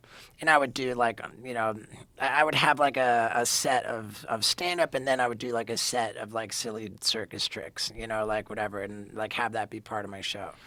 And I did my first special. It came out in 2016. Dude, I can't watch that shit, man. It's like, Of course. it's so gnarly. This whole I had this thing like with fucking. Was that when Tim Kennedy choked you unconscious? Yeah. I told you not to do that too. Well, it would have been fine, except I told him to drop me. Yeah, that's not good. And you get a head injury. Right. Yeah. But then. What happened was really interesting after I taped that special. Then I went to go put together my next hour. And as I was putting together that second hour, it occurred to me one night that the stories that I was telling comprising this new act of were things that largely happened on video camera. So then I thought, oh my God, what if my next special, in post-production, I interstitially edit in the footage of the stories unfolding so that you actually, it's got a multimedia quality to it. Yeah, that's great. Dude, my head exploded. I got so fucking excited about it. And then what happened next was I had to see it to see if it worked. So I started recording my sets and then editing the footage into it. And this was like the biggest thing for me, because prior to that, I just resisted studying footage of my stand-up. Like a lot of comics have a lot of trouble watching footage of their performance. It just makes you uncomfortable. Makes you cringe. Yeah, and that all went away because I had this idea. Like I got to see what editing the footage. So it forced me to study my stand-up. I record my sets. I put it in the computer, and I bring in the footage, and dude, I saw it right away. I'm like, this fucking works. This is epic. And the way that forced me to study footage of my stand-up, like the craziest thing, the things that made me cringe, I addressed them. It sped up the progression of my stand-up so much by studying it, and the best thing too was that for the next couple years that I toured with that hour, I did not have the footage with me on the road as a crutch to lean on. For that whole tour, it was just me and the microphone, and the shows were successful in their own right. I got through it just me and the microphone, no benefit, and the footage came in post-production. And so then I put out that special, and as far as I know, that was the world's first fucking multimedia stand-up comedy special. I put it out on my own website, and I fucking killed it. That was when I duct taped myself to the billboard. Did you ever see that? Yeah, I did. Yeah, that was to promote that, me putting out my own special. And, dude, I was fucking super successful with it. That's awesome. But but by the time I put that out, then I had two really big things that were kind of irking me. Was that up to that point my stand-up had been an exercise in living in the past. It's just old footage, old fucking memory lane shit. I felt like I was turning into a schmuck who won't shut up about what he could bench press in high school. Oh, right. Al Bundy talking about the high school football days. Right. Yeah. So what I wanted to do next for the third hour was to create all new content, new material that's current, and I wanted to bring footage with me on the road. So I set about taping new high level ass shit. And what's so rad about it is that over the last 12 years, my various worlds have all just converged into one. So now when you go see me on tour, you're seeing me perform stand-up. I tell a story, and then after I get done telling that story, then I screen the footage. Oh, so you're at it in the actual Now- audience. so the now- audience sees it too. Now the footage comes with me on That's the a great road. idea. It's a great idea. Look, the idea that you should only do stand-up one way is also stupid. Yeah, dude, it works so fucking well for me. Like Sure, but you have so many different fucking things you've done. Yeah. I mean, so few people have that many extreme experiences. You almost got killed by lions. You know, who fucking say that? There's so many Right. experiences that you have like that. That's great. So, dude, I'm just really, really excited about this. Is my new tour. It's called The Bucket List, and like the bucket list is just the most preposterous fucking ideas that I ever came up with, and I never expected that I would do any of them. And then at a certain point, I was just like, "Fuck it, dude. That's like the shit that hasn't been done. I'm gonna do it." And so yeah, man, like I've got to let people know. I graduated from comedy clubs after 11 years in comedy clubs. Made it to theaters. Now I'm traveling on a tour bus, and like the whole deal, like it's just fucking, it's exploded. And I've got a bunch of dates in December, starting November 29th in Philly.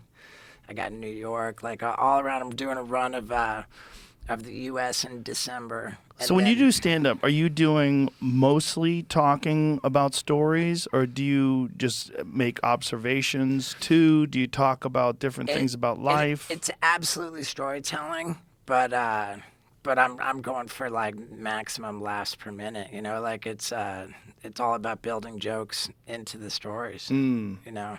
Yeah. So when you write, do you sit down physically and write, or do you like say, I have this story, let me figure out how to make this story better on stage? Like, how are you doing that? It'll work different ways. Sometimes I'll write it.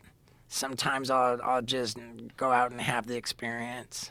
You know, like I'll have like the crazy idea for whatever the stunt is, and I'll go and film it, and then having filmed it, then I'll go to the Comedy Store and just take 10 minutes to just work on that chunk. And so when you go on the road, are you bringing traditional stand-ups to open for you, or are you just going out by yourself? How are you doing that? I've done it all different ways. I've had I bring the guys from Jackass some. I just had Wee Man with me in Canada, and that's a hoot. You know, I'll cycle in like dudes from Jackass. For a while, I had my tour manager, like, who's just terrified of public speaking, and I'm like, dude, I'm gonna make you do it. And he did stand-up? Oh, God. He would tell Why'd you do that to the audience? He only did like 5 minutes. The thing was that at that point, we still had we were in comedy clubs still, and the comedy club would like bring in someone like to be a feature, and like there was like no pertinence to it. You know, it was like you've got this random guy doing like random material about it, and I thought like, man, why not fucking have my guy do it, make him. And plus the other thing too was that he started out. My tour manager is now my business partner. Started out as my professional cock blocker because, you know, I had some serious sexual. Yeah, we talked about this the last time you were here. Yeah. That you needed someone to keep you from going on a rampage. Right. And Well, I think it's the same mindset that would make you a drug addict. It's the same thing. For sure. Yeah. So the fact that he could go out on stage and be like, "Oh well, we met in sex addict rehab," like it's like pretty fucking funny. You know, there was a lot built into it that made that make sense. Isn't it interesting how the mind works? How the same thing that would make you a sex addict would also make you get really good at comedy. Because you obsess on things, and then you just try to get more of it. Like, how do I get those laughs? How do I figure it out? How do I present it to people that it's funnier and get those pops? You know? Yeah, and it's crazy how some things you think are gonna work so well don't work, and then other things that like But you figured it out. Some people never figured out. That's the saddest shit. The saddest shit is that there's comics that, look, I'm all for everyone trying comedy, but some people don't ever get it. They never get it. And I don't know why. I don't know what it is. Some people get it. Like, I saw guys that used to struggle, like Sebastian used to struggle. He used to struggle. And then one day, I hadn't seen him in a while because, I got kicked out of the Comedy Store in 2007, and I was on the road, and I was in Vegas. I'm pretty sure I was in Vegas for a UFC, and I was alone in my hotel room watching TV, just flipping through the channels, and Showtime came on, and Sebastian was on. I was like, oh, look at Sebastian's got a special. And it was fucking great. It was really funny, and I remember tweeting it, saying how fucking funny it is, and I got a hold of him. I said, dude, that was awesome. I just loved it. I love that he found his confidence. He found that thing, whatever it is, that swagger. He figured it out. Dude, how good is fucking Ari's juice special? It's amazing. It's amazing. I'm so fucking impressed by that. I'm so happy for him. I'm so happy for him because that was something that he worked on for a long time. And Evidently. Then, dude, it's like... It's really good. Fucking really good. And it's getting really, really well received. And he's at like more than 3 million downloads now. It's 3,227,996. Amazing. And that's only in 2 weeks. It's incredible. Not even 2 weeks, 13 days.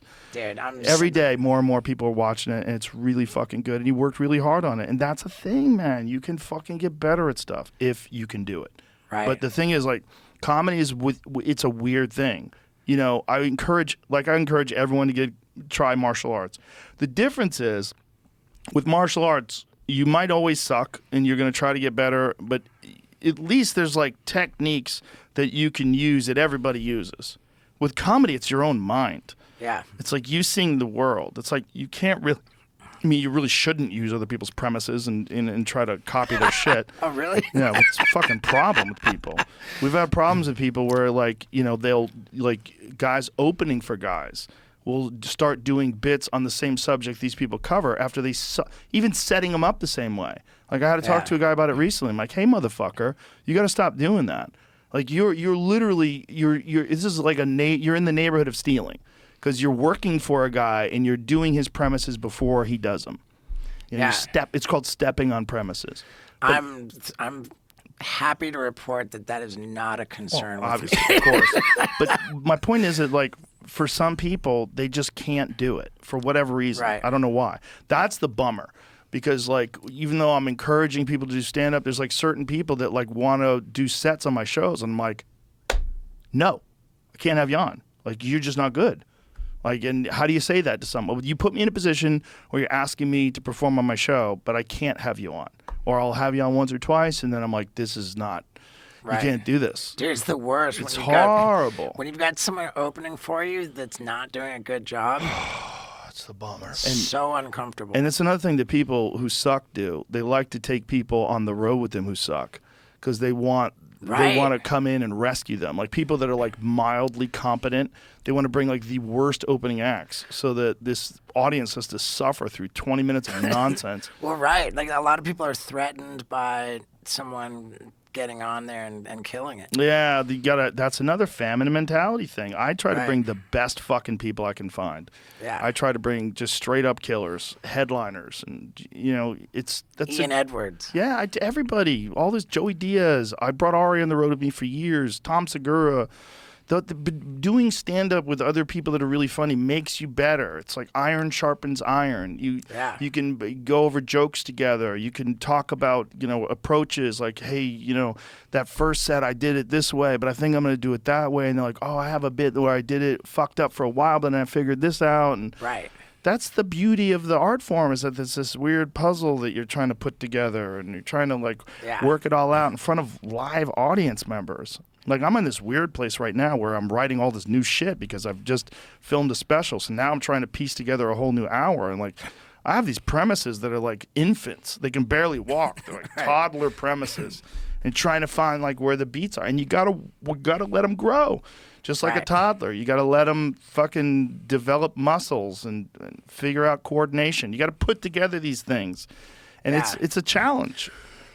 And one of the unique things about stand-up is every time you release a special or you record a special, then you have to start from scratch. Right. You know, like my manager was talking to me about doing new tour dates. I'm like, I'm not doing shit for a long time. Like, I'm not doing shit for months. I'm doing local shows where I can do old shit and then fuck around with new shit. And then once I release my special, then there's no more of that old stuff. That's dead to me. For sure. Now I have to write, and you got to figure it out. And, you know, it's hard. But it's there. That challenge makes you new. You know, like you have the benefit of being almost like a beginner. You have an understanding of how to make things funny, but you're a beginner in the sense that you don't have formed bits anymore. You don't have any weapons. Right. Yeah, I took 8 months off chunking together my new hour one. Yeah. And it's almost time to do that again. It's a lot of work. Yeah. But it's exciting. And it's also humbling, right? And I think that's a good thing about comedy that doesn't exist in music. If you are a band that had some big hits, you could tour forever with those hits. And people get excited. But if you try to tour forever with some old stand-up, unless you're Dice Clay. Yeah, but because those rhymes. He would just do that at the end. Yes, as like, of course. Yeah. Of course. I mean, but the fact is, like, when everyone knew his material, they still wanted to come see him in arenas. Right. You know, I mean, that is, but that's just a completely different form of comedy that he was doing. He figured this new thing out. Like the nursery rhyme thing was like a crazy thing where the audience knew the punchline and they would chant it out with him, and they were excited to do that. Right. What's in the bowl, bitch? Oh! You know, and everybody would go crazy. I bet there's not another example of that. I don't know of another example. There's a few guys that have bits, like with Bert Kreischer, he has to tell that machine story or people blow a gasket. With Jim Gaffigan, it's like the Hot Pockets thing. There's Jim Brewer's got the thing with the alcohol. The thing with the alcohol? Yeah, the thing with the what is it? Where it's like he's got different types. Oh, of yes. Yeah. Where they have a party in your stomach and Yeah, you're like, everybody yeah. out. Yeah, that's a great bit. Yeah. But Jim is a rare talent, man. He's one of the most underappreciated stand-up comics alive because Jim can take a premise about things that just happen, and he's so naturally funny. He's got this, I mean, it's not natural in that sense that he hasn't worked at it, because he most certainly has. But he has this ability to, like, a thing goes on in the news, and then he'll just go on stage, and he'll have fucking 10 minutes on it. And it'll be hilarious, because he just has a hilarious way of looking at life. Like, he's a guy that, like, and he's also, he doesn't have an ego. Like, he's not a guy that, like, looks at himself like is a special person in any way. Yeah. He just he gets out of his own way, you know, and just finds the funny in shit. People that can't get out of their own way, that are always concerned about their image, always concerned about how other people see them, like, boy, that's a fucking weight you're carrying around. It's such a handicap. It's so bad. It's like it just gets in your way. And comedy's all about getting out of your own way. Like finding it's all about being funny, but it's also about finding the funny without you being in the way of it.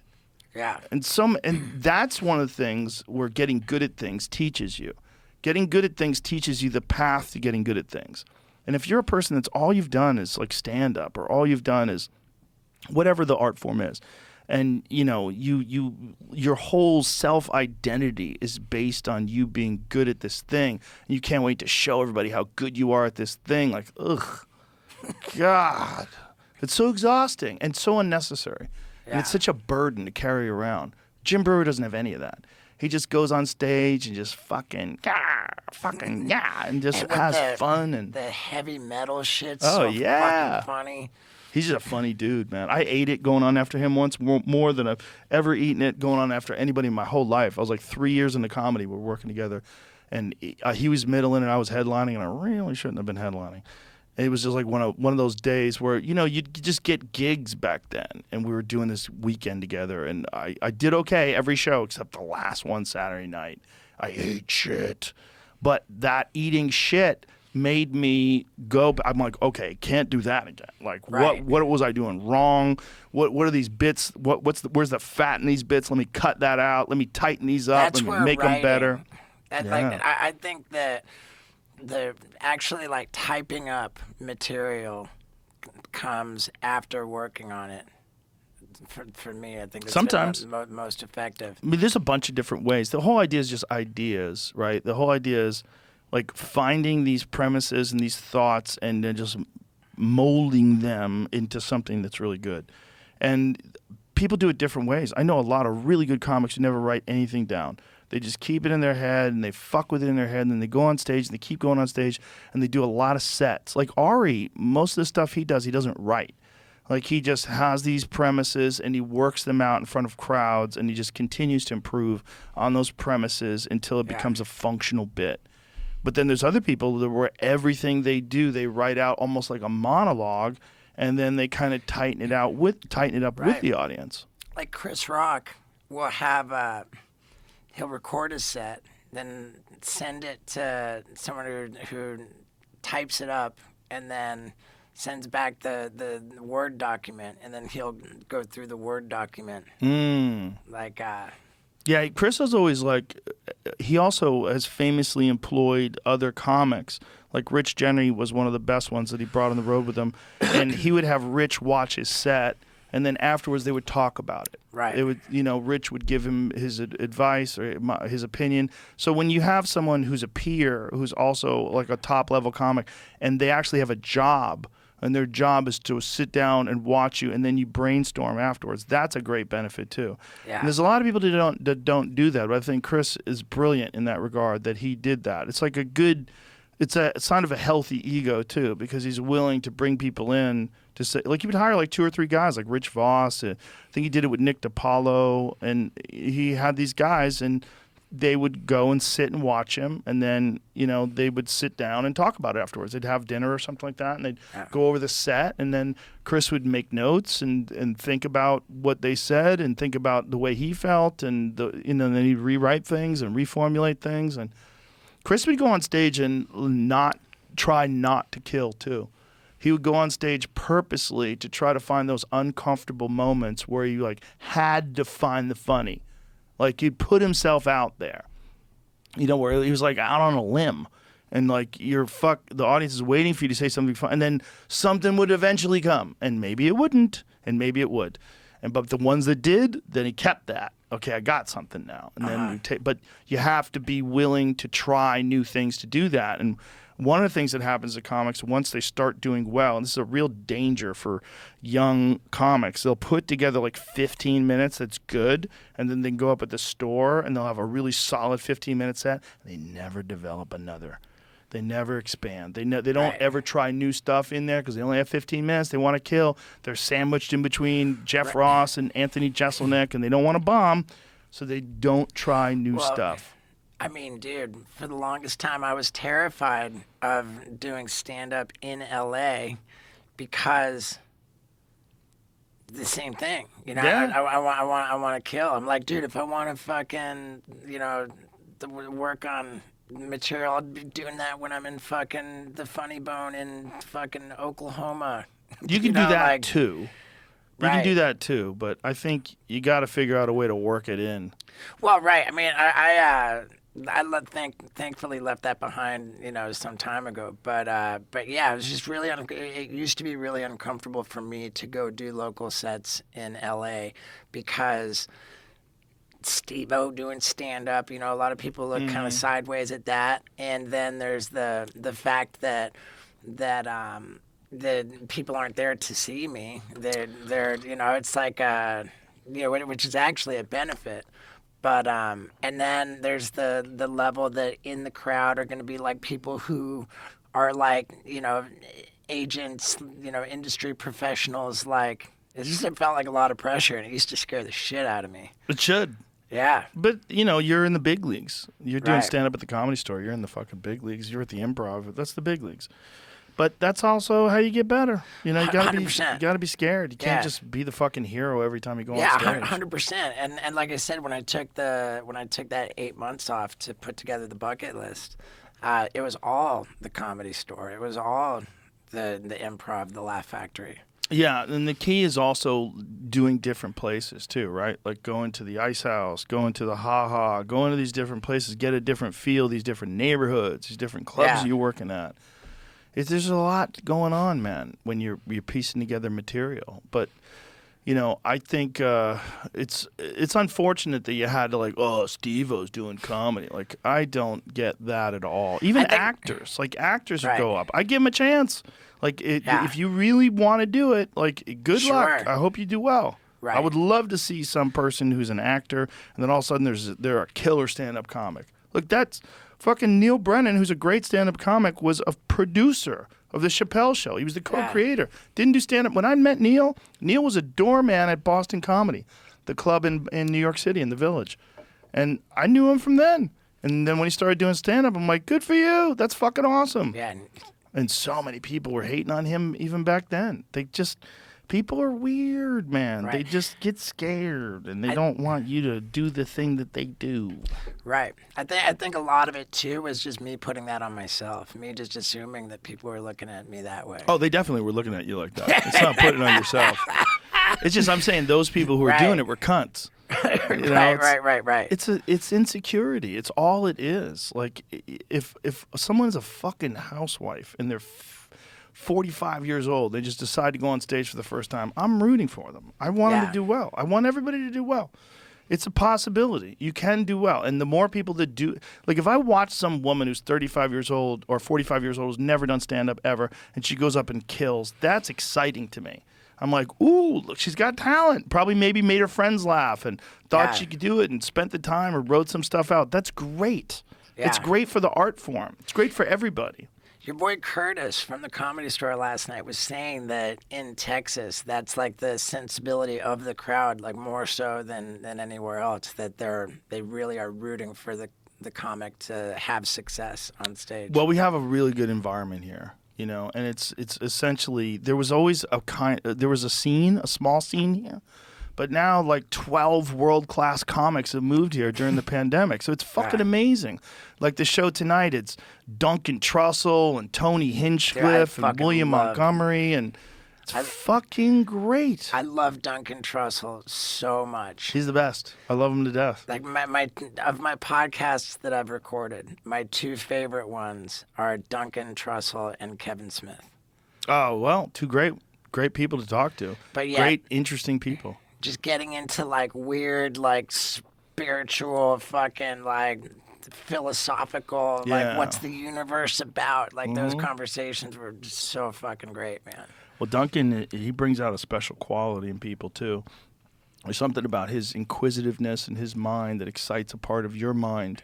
It makes you think that way. Dude, when I was talking to Duncan Trussell on my podcast, I told him, we were talking about consciousness, and I said, I have a theory that people are making a mistake in assuming that the human brain is a generator of consciousness. That's where consciousness originates. So that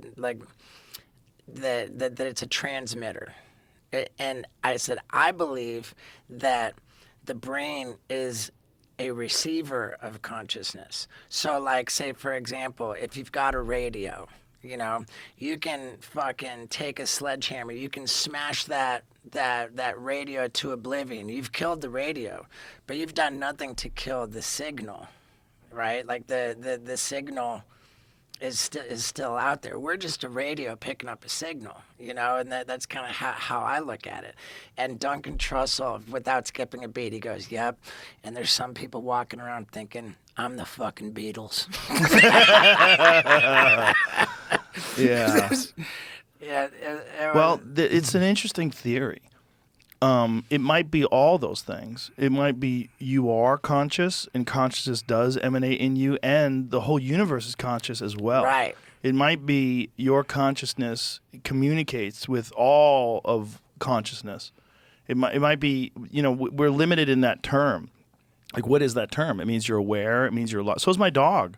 Right. I talk to him. He's obviously conscious. Sure. He knows what I'm saying. He knows I love him. Like, it's like he's conscious. I see him in the morning. We have this thing we do in the morning. I always go up to him and I go, "Good morning, sir." My wife is funny because she doesn't like when he whines, but I think it's awesome. It's hilarious because he whines because he's so happy. And he always has to get a toy. He's so funny. Like whenever he gets pet, he wants to go get a toy first because he's a retriever. So he goes and gets a toy and he brings it over, and then he wants to have the toy in his mouth while he's getting pet. And he's saying, and so we do this thing. "Good morning, sir. Good morning, sir. Good morning." I give him all this love, and he gets so fucking happy. It's so obvious he's conscious. So what is that consciousness? Like, what is that? Is he getting it from the universe? It's obviously in him too. Right. It's you are conscious, and consciousness exists. There's something that exists outside of us. And I think that's where you pull ideas from. They come from the ether, but they also come from your mind. They come from, states of consciousness, whether it's psychedelics or meditation or yoga, or there's different ways you feel different times depending on how life is going. And all that is a factor. It is something is in you, but what is that? And how much of that is innate to you, and how much of that is just in the universe itself? Right. It's a massive mystery, and I think to isolate it to your own individual mind and to live and dwell inside your own ego and consciousness, I think it's a bit of a trap. And even to just say it's not you, it's everything. You're an antenna. Like maybe you're an antenna. Maybe. I mean, it's kind of like it's a very limiting to define it in a way, because we experience it, but to try to box it in is almost to try to understand this thing that's unknowable. Yeah, of course.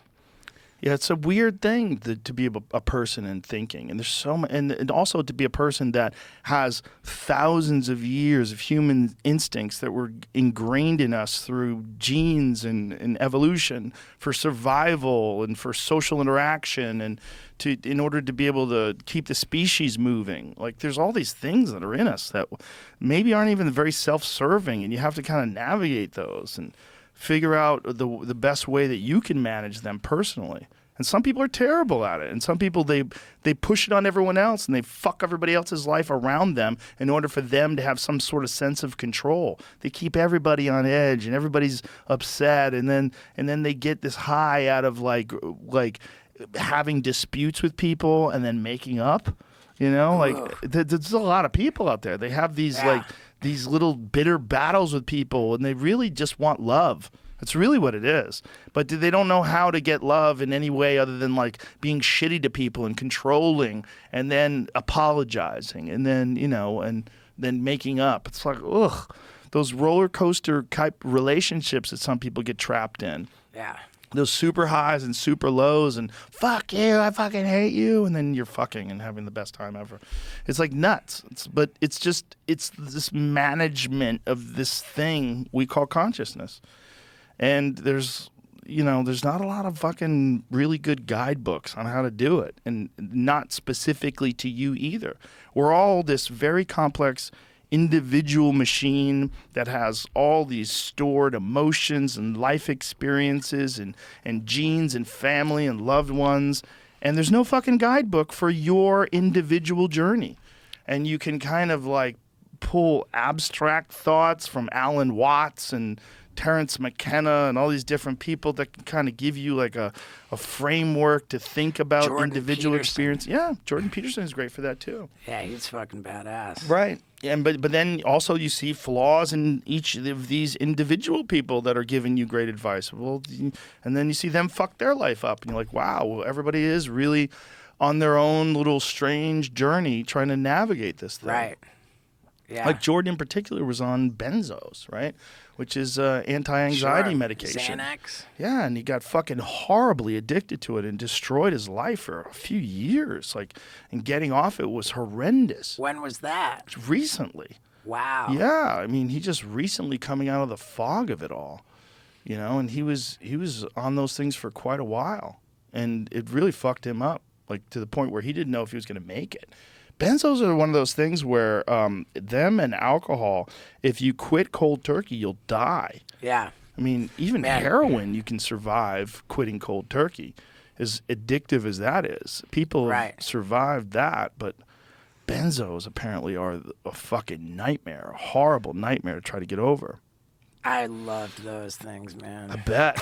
I'm scared of those. I don't even want to know what that feels like. Those and Coke, I'm like, you can keep it. I don't want to know. Yeah.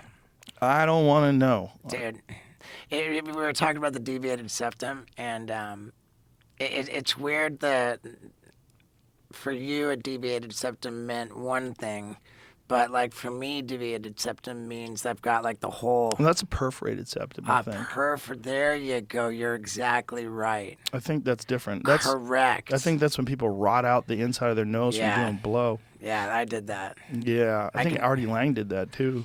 When I was in rehab, Knoxville came and visited me, and we took the shoelace out of Knoxville's Chuck Taylor, and I put it up one nostril through the fucking hole and just straight threaded my nose with it. How big was that hole? Enough to get the shoelace through. Did you get it fixed? Did they No. sew it up, or is still a hole in there? Still a hole in so there. you could do that shoelace trick right now? I've tried it, but yeah, I could do it, man. Should we try it? No, we don't need to do that. What is that? Oh, I'm so shining the a light. flashlight goes through one hole. Oh my God. Yeah. Oh wow. So that hole is, you could put the flashlight in one nostril and it shines through the other. Holy shit, man. Yeah. Bring up the shoelace. I'm sure that's on there. Yuck. Yuck. Yeah, what's, getting punched in this thing, it's like, God, this thing's so delicate. Your nose is such a my delicate God. little instrument. Dude, the fucking on my second hour, I had There it is. That's actually in the. You're putting it through. Oh, Jesus. Through the hole. So the Coke just burned a hole through the center of your nostril. Yeah. Oh, God, that's so awful. That's Knoxville filming. So that was before I had ever that was before I had ever broken my nose, right? Really? Yeah. All the shit you did, you never broke Right. your nose? I never. The first time I broke my nose was when we were filming Jackass 3D, right? And in that movie, like Bam had this trick. He'd sneak up behind you, and with one hand he would throw a cup of water in your face, and with the other hand he would like punch you with that. What a great trick. It was called the Rocky. He's a regular David Blaine. It was called the Rocky, and the purpose of it was to Punch you. Right. Well, it was to take advantage of what at the time was like super new technology with the Phantom camera, shooting like 1,500 frames per second. Oh. It was like we were like I think the first movie to really take advantage of that, and so like you would see in that super slow motion like the water, and you'd see the face jiggling. Like it was pretty rad, and they actually like played the Rocky music, like what. Well, so Bam, yeah, there you go.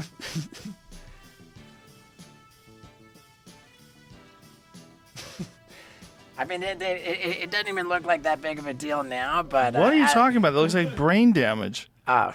That looks terrible. That looks like someone could get knocked unconscious. Oh, my God. That's such a cheap shot. Yeah, for sure. It's just straight sucker punching. It's totally sucker punching. Yeah. Jesus, you guys did some ridiculous shit to each other. Right. And so when Bam did that to me, he broke my nose. Wow. Well, shocker. And I was like... I didn't do anything about it for like 2 months, and I just kind of like was stewing about it. And then finally, like I didn't like the way it looked, and I was like, you know what? I'm gonna go get my fucking nose fixed, and I'm gonna make the fucking movie pay for it. So I go to this like fancy like Beverly Hills nose doctor, and he says, yeah, I could fix it, but it's been 2 months. It's healed this way. So now at this point, you have to like, re-break it. Oh yeah, you were twisted. Yeah, so man. now, like, if we got to re-break it. And I heard that, and I'm like, oh, no big deal, like, I'll live with it. Then I go to the fucking Charlie Sheen roast. I talked Mike Tyson into holding out his fist, just letting me run into Oh, it. no. I was trying to get myself a black eye, and what happened was I just landed with my nose on Mike Tyson's fist and fucking super broke it. And then that was the last thing that happened on stage at the Charlie Sheen roast. So now everybody's like, I'm like just mangled. My fucking nose was so broken. But the show's over. This guy comes up. So you threw yourself. Oh, yeah, I don't. Oh my God, dude, that's horrific. Yeah, and then so this guy comes out of the audience. He comes up to me and he says, "Dude, Steve-O, your nose needs to be set right now." And like that made perfect sense to me because of what the doctor had told me. Yeah. So the guy says, "I'm a kung fu, I'm a kung fu instructor. Like I got you." and I'm thinking, well, that doesn't sound great, but he's not gonna make it look any worse. I've got very little to lose in this situation. So I sit down on the stage, and he just fucking wrenches my nose into position, and go back to that And he before fixed and it? after. So that's how he Dude. fixed it? Oh, so you Yeah, didn't go to a doctor? I got a Mike Tyson nose job, dude. Fucking completely. It looks great. Yeah. Looks Dude, great. Dude, go back up to where I started before that. Yeah, it was definitely twisted to the side. Yeah. So once he snapped it, then you pushed it back into place. Mike- There's a video yeah. of Josh Barnett doing that to someone. The guy got his nose broken in training, and Josh Barnett sticks a pencil up his nose and Okay. corrects it and pushes it to the It side. doesn't feel good. Oh, definitely. Yeah. This dude's in agony. And, Josh is... he's not the most sensitive to someone in pain. So is a pen. Yes, I am. Okay. That's really clever, though. Well, he knows how to do it. I mean, Josh has been Trying to keep around the airway open. combat sports his whole This life. side's closed up. The other side's not so bad. So he's shoving it in Yes, there, you can. and that guy's got to be in agony right there. I remember that. Jesus Christ. Dr. Josh.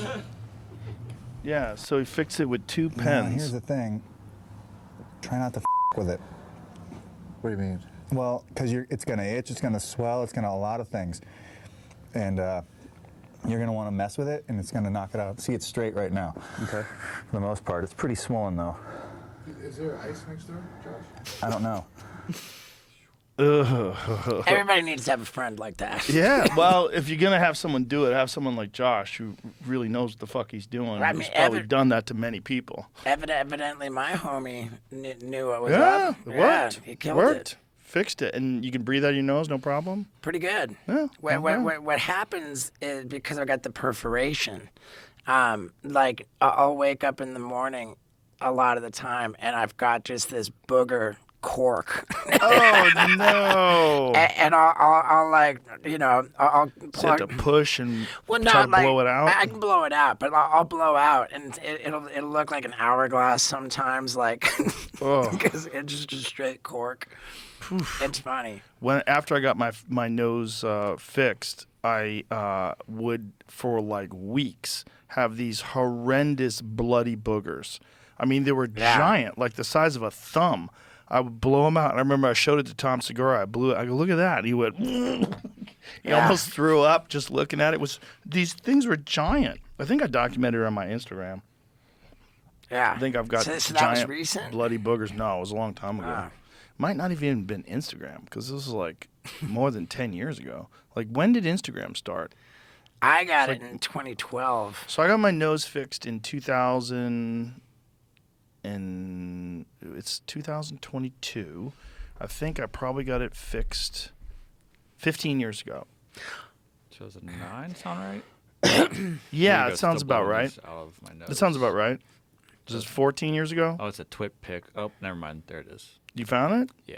So it was before Instagram, right? Yeah. So here's the Oh. tweet, Yeah. and then I think someone found the picture. Is that Yeah, right? look at the size of that thing. Look at the size of that fucking thing. Yeah, dude. Jesus Christ. And that was a small one. I had blown some giant ones out that I didn't document right after I first got it done.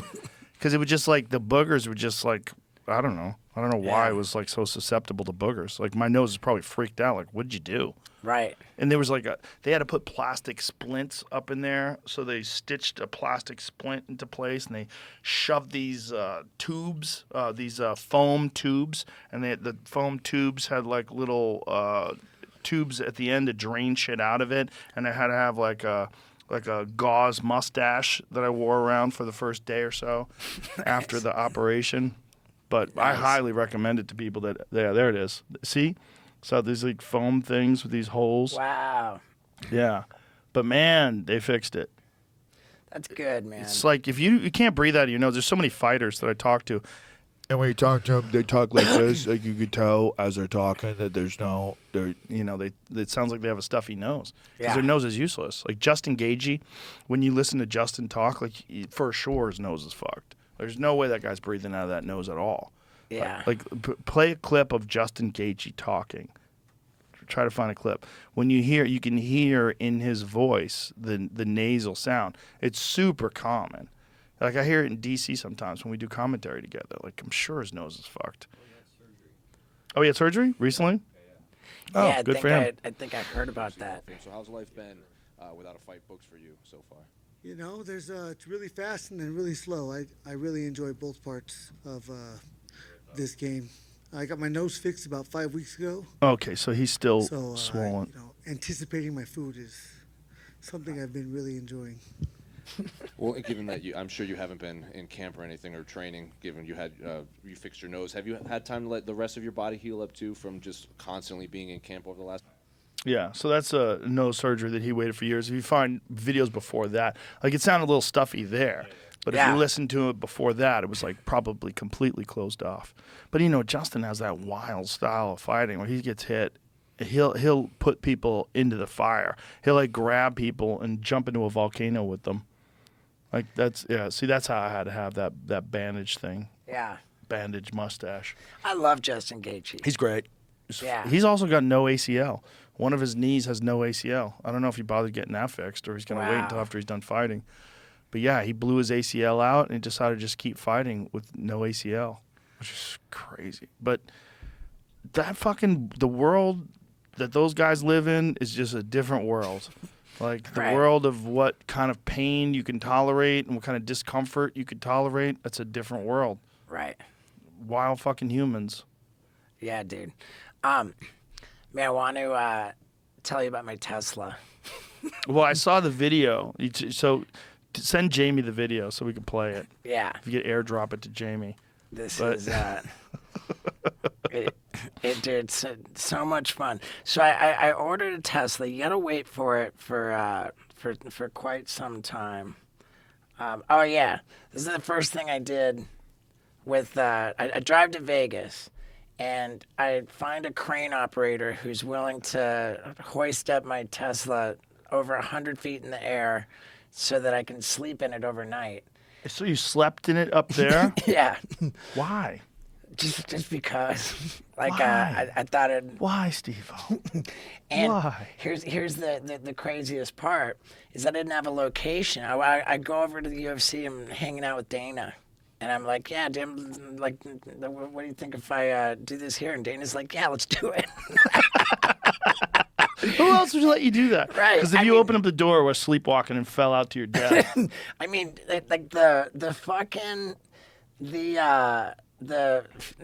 to do that, like to permit that would Yeah. take weeks. Permits and insurance and like that happened within like 24 fucking hours because Dana said it's cool. and, That's so ridiculous. Send Jamie the video. yeah, and so then I left for my Canada tour, like a couple days after that, and literally the fucking day after I get home, I've got my buddies have built a ramp over my Tesla.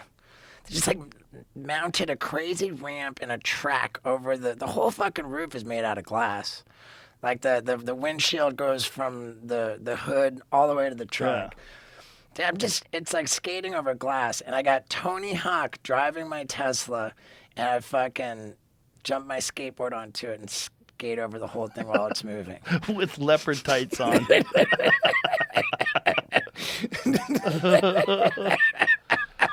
Pretty Dude. ridiculous. Yeah, and I just like I'm so dying for Elon to see that. Well, I'll make sure he sees it. Dude, I love it. Yeah, he's a little busy right now. Oh, I don't doubt it. I don't understand why. I mean, the fucking the fact Twitter that thing. guy can do Twitter while he's doing SpaceX and running. I mean, how? Right. Where? I read some article. I didn't even read the article. I saw the headline. Elon Musk. I have too much on my plate right now. Like, duh. You think? Fucking duh. Yeah, dude, it's remarkable. But dude, how about are you still driving a Tesla? Yeah. The Model S, the Plaid. Yeah. It's Oh yeah, crazy. yeah. You told me that. Yeah. Yeah. It's insane. With the ludicrous mode. It's ludicrous all the time. I never take it off. Well, I had the regular Model S. I never took it off of ludicrous. And this one, I don't even know if it has a mode. I think you just drive it that way. I mean, I never even checked. It's so fast. The idea that you would make it faster, I honestly don't know. What I don't like about the Tesla is that everything is on the screen now. Like, you want to adjust the mirrors, you want to change the temperature. I like physical knobs and stuff and buttons, stuff that you can see easily while you're driving. Like, there's a little bit of that annoys me, that there's so much of the stuff that's on the screen. Wow, dude, what's up with that? Yeah, there's no steering wheel? buttons. That's my car. That's the same kind of car that I have. That's not my personal car, but it's an amazing car, though. It's fucking incredible. The way it drives is just amazing. I just would prefer tangible. I don't like the fact that the horn is not the center of the steering wheel either. It's a button on the steering wheel, which I think sucks. And I don't like the fact that they took away the blinker stalk, and instead now you have to press the buttons on the steering wheel for left and right. I've kind of gotten used to that, but the horn thing is annoying. Because it's like you want to. Yeah, but you could do a lot of the stuff with voice. You could say, lower the temperature. Oh, you could beyond ludicrous. Is that what it is? What is the beyond ludicrous? Oh, is it? Oh, I think they're just saying that it's so fast. It's beyond ludicrous mode in the regular Model S. It's 1,000 horsepower, 1,020 real horsepower. That's peak power. That's real. It's so fast. I have a lot of fast cars. That is without a doubt the fastest car I have. Yeah. And it's so silent that when you hit the gas and you take off, it's just like, it doesn't even feel real. It feels like you're time traveling. Like you're just like you punch a hole through space time to move to a place quicker, because you have this sense of what a car's capable of doing, and then you get in that thing, and it just goes. Yeah, and you feel like you're on a fucking roller coaster. Yeah, literally, like it slams people to the back seat. I took Tim Dillon in my old one, which is not as fast as this new one. I go, you want to feel something crazy? He's like, yeah. And we stomp on the gas. It's like, Jesus! Like you can't believe it, because you have a sense of like what a fast car feels like, and then you get in that thing. It's really good for merging on the highway. If you want to merge on the highway and you got an opening, and all of a sudden you're going 70 miles an hour like that. Right. Like, have you ever thought about like when you're approaching a light and it's like, it's yellow, you can make it, because you've got the Tesla. But what if the person on the other side of the light also has a Tesla and you're both punching it? Yeah. Yeah, you got to be aware. Well, you got to be aware whenever you're in a fucking intersection. I saw some dude the other day just blow through a red light. Just wasn't even paying attention. I see these cars just slam on their brakes. This dude just, whether he's on his phone or what, he just blew through a red light. There's got to be statistics, like since cell phones became like a real thing, that like car accidents, have they just spiked because people are fucking around with their phone? They must. There's a lot of deaths that are related to people being distracted by electronics, whether you're fucking with your navigation screen or you're fucking with your your music on your screen, or whether you're actually looking physically at a phone. Physically at a phone and texting is probably the worst, because you're moving your thumb around. There's no way you can concentrate. Is there data on that? I mean, they're like, I was it's got to be off the charts. It's got to be off the charts. The amount of people that die from distracted driving, it's got to be crazy. Yeah, like way more than aspirin. It's not The deaths, it definitely went up, but it then goes down too. Around the time it's 2010, which is when iPhones came out. Which is not what I thought I would see. That's weird. Maybe it's just cars got better. Could be that too. A lot of things are going to have to go into account on this. Right, number of deaths per population of And 100,000 start people. going back up now. Yeah. Well, it's social media, distracted driving, all that shit. Yeah, not good. And then there's also like how many people are suffering from depression and anxiety because of phones, because they're just addicted to social media and they're just constantly comparing themselves to other people and reading comments about how bad they suck. And comments are rough, man. I think no matter who you are. Oh yeah. I gotta be a little bit careful about like spending time reading comments, man. I don't read shit. Yeah. Yeah, I don't think it's good for you to even read the good stuff. I concur. Yeah, I agree think with that. I think you could get lost in other people's opinions and you just kind of forget who you are and not be sure who you are. I mean, dude, I feel like I had an experience going through an airport where like one person comes up to me and they're like, dude, I fucking, watch everything. I fucking love it, man. Like, and then like I'll go to, but walk a little further and now I'm at the security checkpoint. And then the guy's like, hey man, what happened to you? I haven't seen you in anything in forever, And it's like, it's such jarring, That's regular real life interaction. Yeah, like regular real life shit. Well, some people just try to make you feel bad. Oh, look at you. You ain't doing shit. I remember I was at a fucking CVS once. I'll never forget this. CVS in Woodland Hills. And I go into this thing, and there's this guy behind the counter. He's like real shitty. And he goes, you used to be on TV, huh? You used to be on Fear Factor. What happened? Right. I'm like, what happened? I go, it got canceled. He's like, it got canceled, huh? I go, hey, man, you're working at CVS. The fuck are you doing? Like, are you trying to make me feel bad? You're behind the counter at CVS. You think you're going to make me feel bad? Like, I'm not going to tell you my resume and all the things I'm doing now. Right. But this is a weird interaction. Like, you, sir, lack self-awareness. You're literally working a minimum wage job, and you're getting shitty with me because I used to be on Fear Factor. And you're trying to, it was, like, really clear. Yeah. He had some foreign accent, but he was, like fucking with me. Like, what happened? What happened to your show? I was like, what did I do to you, man? What the fuck are you doing? And also, I don't want to say, hey, you fucking loser, you're working at CVS. Right. You're 50 years old and you're working at CVS and you're trying to make me feel bad? Like, what are you doing? But some people will do that. They'll just, and that's the type of people that leave comments. Right. I can't read those things. It's so gnarly.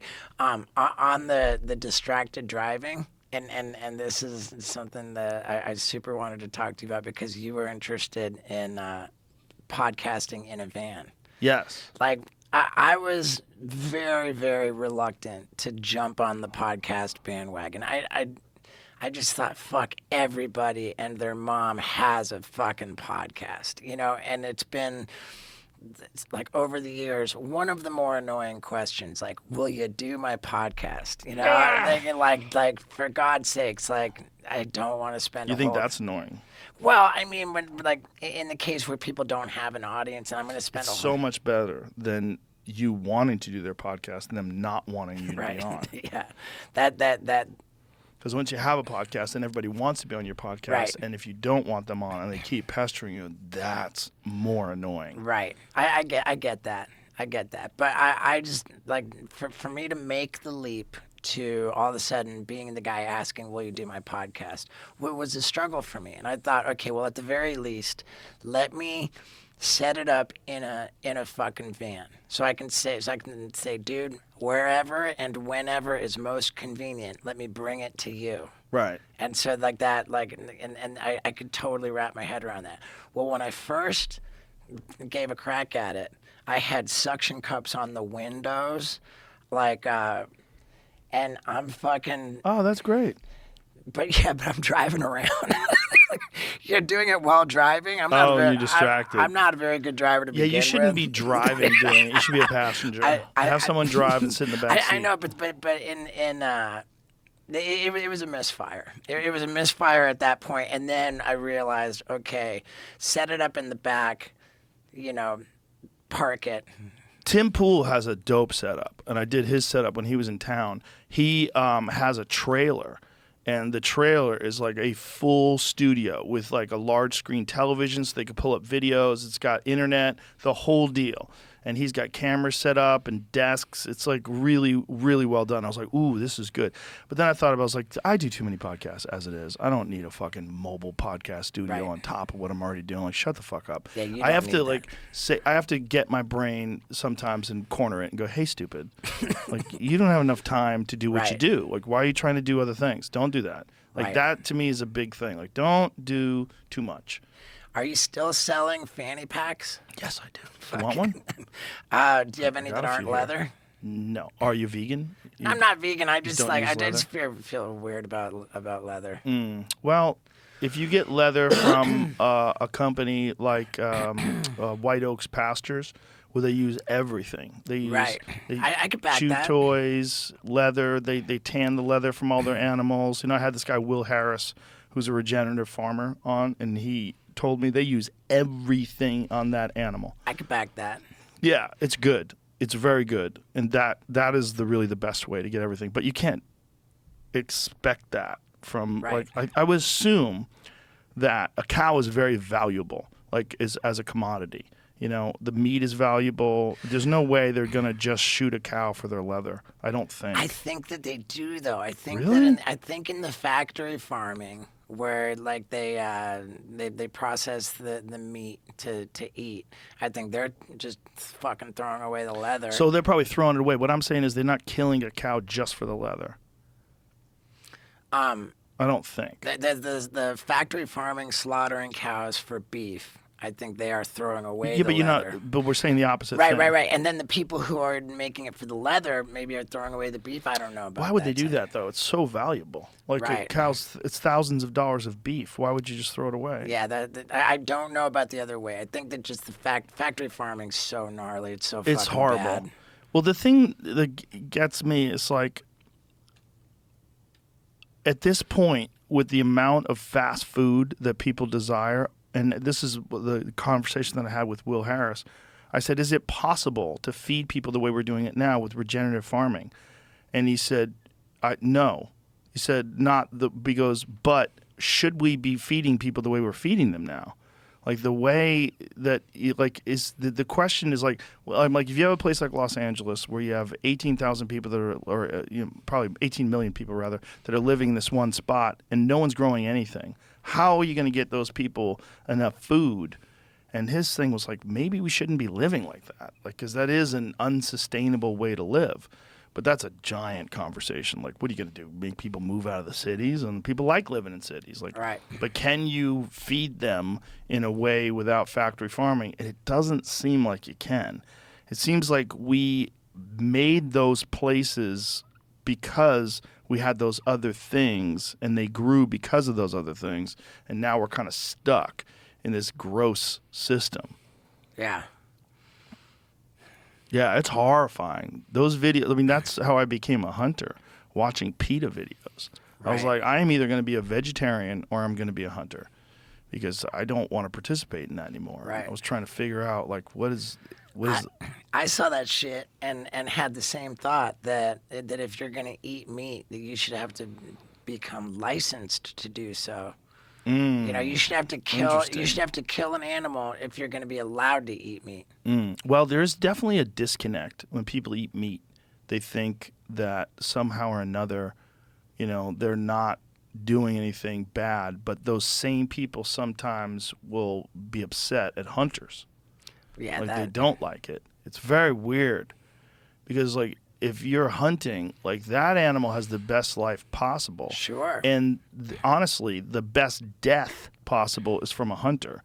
If I shoot an elk with a bow and arrow and I hit it in the vitals and that elk dies in seconds, that is the absolute best death Sure. that thing is ever going to experience, because if that doesn't happen, they're going to get torn apart by wolves. They're going to get eaten by a mountain lion. They're going to get Right. ripped apart by a bear. Like, that is a way worse and way more horrific. And freeze to death. And, you know, Mount Everest. oh, animals freeze to death every year. There's like die-offs, like mule deer die-offs. Every hard winter, you'll lose like thousands of mule deer that die off, just freeze to death. It happens. You know, it's like there's trade-offs, right? It's not good in any way.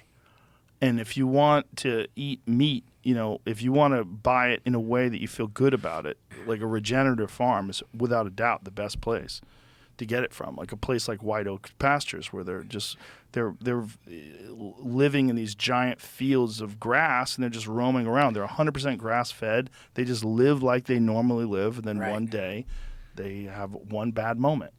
So, regenerative farming, Regenerative farming means like one ecosystem in one place. Yes, Right. yes. They essentially mimic nature Right. in a controlled space. Like that documentary, the biggest little farm, or I don't know about that one. yeah, it's But it's probably the same sort of a yeah. situation. There's a guy named Joel Salatin. I've had him on the podcast a couple times as well. And he has a place called Polyface Farms. And it's the same sort of a situation where they use the manure to fertilize the Right. land. That's and- exactly right. And then they also move the animals around. So they're going to new places. And by chewing up the grass the way the cows do, it actually benefits the land.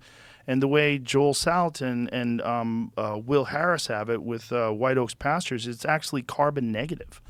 Like they don't produce more carbon; they actually sequester more carbon into the earth. right. Yeah, You'd think that more people would do that shit. it's hard. He lives in this place where he's surrounded by people who do industrialized farming, and he does regenerative farming. And the stark contrast between the runoff, like he showed us a video, and there's the river that runs through his area, and there's where his farm is, and then there's the property line where his neighbor who has an industrialized farm. And the industrialized farm, all the topsoil's gone, right? So they're using all this fucking artificial fertilizer. And look at the difference. There's a clear line. Look at the line. So his river is normal. And then if you see that line in the river where to the right of that gentleman is all dark and muddy and fucked up, that's all toxic shit that's getting washed out of the industrialized farm into that river and poisoning the river. And people that eat just vegetables and think that they're doing a great thing for the environment, they don't take into account how those vegetables are grown. Monocrop agriculture in an industrial setting is devastating to the environment. It's devastating to wildlife. It's devastating to all the insects and all the different animals that live in those farms. And not to mention all of the fucking processed soy and wheat is devastating to your body. Oh, sure. And also the glyphosate. That Roundup stuff. The fucking fake vegan meat. Oh, it's horrible. For That you. was, like, I was vegan for a while there, and I went to a colonic hydrotherapy. Oh, you got your butt flushed out. Yeah, I got my butt flushed out, and the person, How was that? It was cool. I mean, I was just trying it out. I bet you're the only person who ever said it was cool. Yeah, and the person said, "Oh man, what are you eating? You know, like you got all this yeasty, you know, they, you know." And I was They're like, shit "Oh." experts. I told them I'm vegan, and they were like, "Oh, well, that's the problem is that like you're eating this highly processed fucking soy and wheat that your body does not recognize as food, and clearly your body's struggling to break it down. It's an absurd substance posing as food." Well, those Impossible Burgers, we showed a study the other day that was showing that it's toxic for rats. Yeah. They fed rats the Impossible Burger, and the rats are getting sick. It's like, Yeah. and if there's many healthy vegetarian choices, especially like Sure. some Indian cuisine that's vegetarian, it tastes great, good for you, but it's just vegetables. It's not Right. that shit. That shit that's mimicking meat. Like, oh, Yeah. and seed oils and all the fucking horrible things that people eat that are supposed to be used as industrial lubricants, and they've converted it to food for people. That's really what seed oils are. Yeah. And in high concentrations and high levels of it, it's very inflammatory. There's all these studies done on it. It causes macular degeneration. Like Paul Saladino sent me all these studies that are showing that high levels of seed oils is actually contributing to eyesight diminishing in people. I bet. Yeah. Yeah. What's the really dangerous? Is it polyunsaturated? Yeah, there's fats that the problem with them is when people cook in them, particularly. They're not so good for salad dressings either, but when people cook in them, they break down under heat, and that causes a lot of inflammation in people's bodies when people cook with those seed oils. Like, again, they were originally created because, like grapeseed oil, it was created because they were trying to figure out what to do with these grape seeds. Like, oh, maybe we can get oil out of them and process it. But it's like highly processed, and they have to do something to take the smell out of it and the taste out of it, and like really processed shit. And then when you cook with it, it breaks it down and oxidizes it, and it's just terrible for you. You're supposed to like cook with like beef tallow is really good to cook with, but there's some saturated fats and there's some natural fats that are good for you. Like avocado oil is good for you. There's oils that are good for you, but those oils are coming from. Avocado is essentially a fruit. Right. It's olive like a oil fatty is fruit. good. Right? Olive oil is fantastic for Yeah. you. It's like a people in superfood. Italy live forever. Yeah. Well, they also have different wheat over there too. They go over there and eat pasta, and they're dealing with heirloom wheat. Right? So our wheat has more complex glutens in it, and it's highly processed to develop more yield per acre. I remember in it was like fucking 2011 or something. I'm having dinner with Big J Okerson. I love Big J. He's the best. He says, "What's up with gluten, man? 5 years ago, nobody ever heard of it. Now it's killing everybody." It's true. It's true. And I wonder if like the processed, maybe it's the, what do you call it, MGO or whatever, modified organism. What do you call it? Yeah, GMO. GMO. Yeah, Yeah. Genetically modified organisms. Yeah. I mean, that's what we're talking about. It's like what they've essentially done is taking a normal wheat plant and they've engineered it to create a higher yield. And because of that, there's more complex glutens in it, and it gives your body, it's more difficult to break down. And is that a newer thing? Yeah, And it's so now more recent, but and they don't do it in Italy. Like Right. they also It's in Italy they illegal don't use glyphosate. They don't use Roundup. Right. Like these herbicides. Like there was a study recently that showed there was something. It was like 80%. 80% of the people they tested, they found glyphosate in their blood. So you're eating all these plants that have been sprayed with herbicides, and that herbicide shows up in your body. And all these people, these shills, would be like, "Oh, well, it's just a small amount. It's a small amount of the poison. Don't worry about it. It's fine. We should keep using it. That's how we're feeding everybody. It's only one way. Got to take the poison." And the Monsanto people have, at the Monsanto headquarters, they serve organic food. Do they really? Yeah, it's like. You sure? I think so. Is that true? Google that.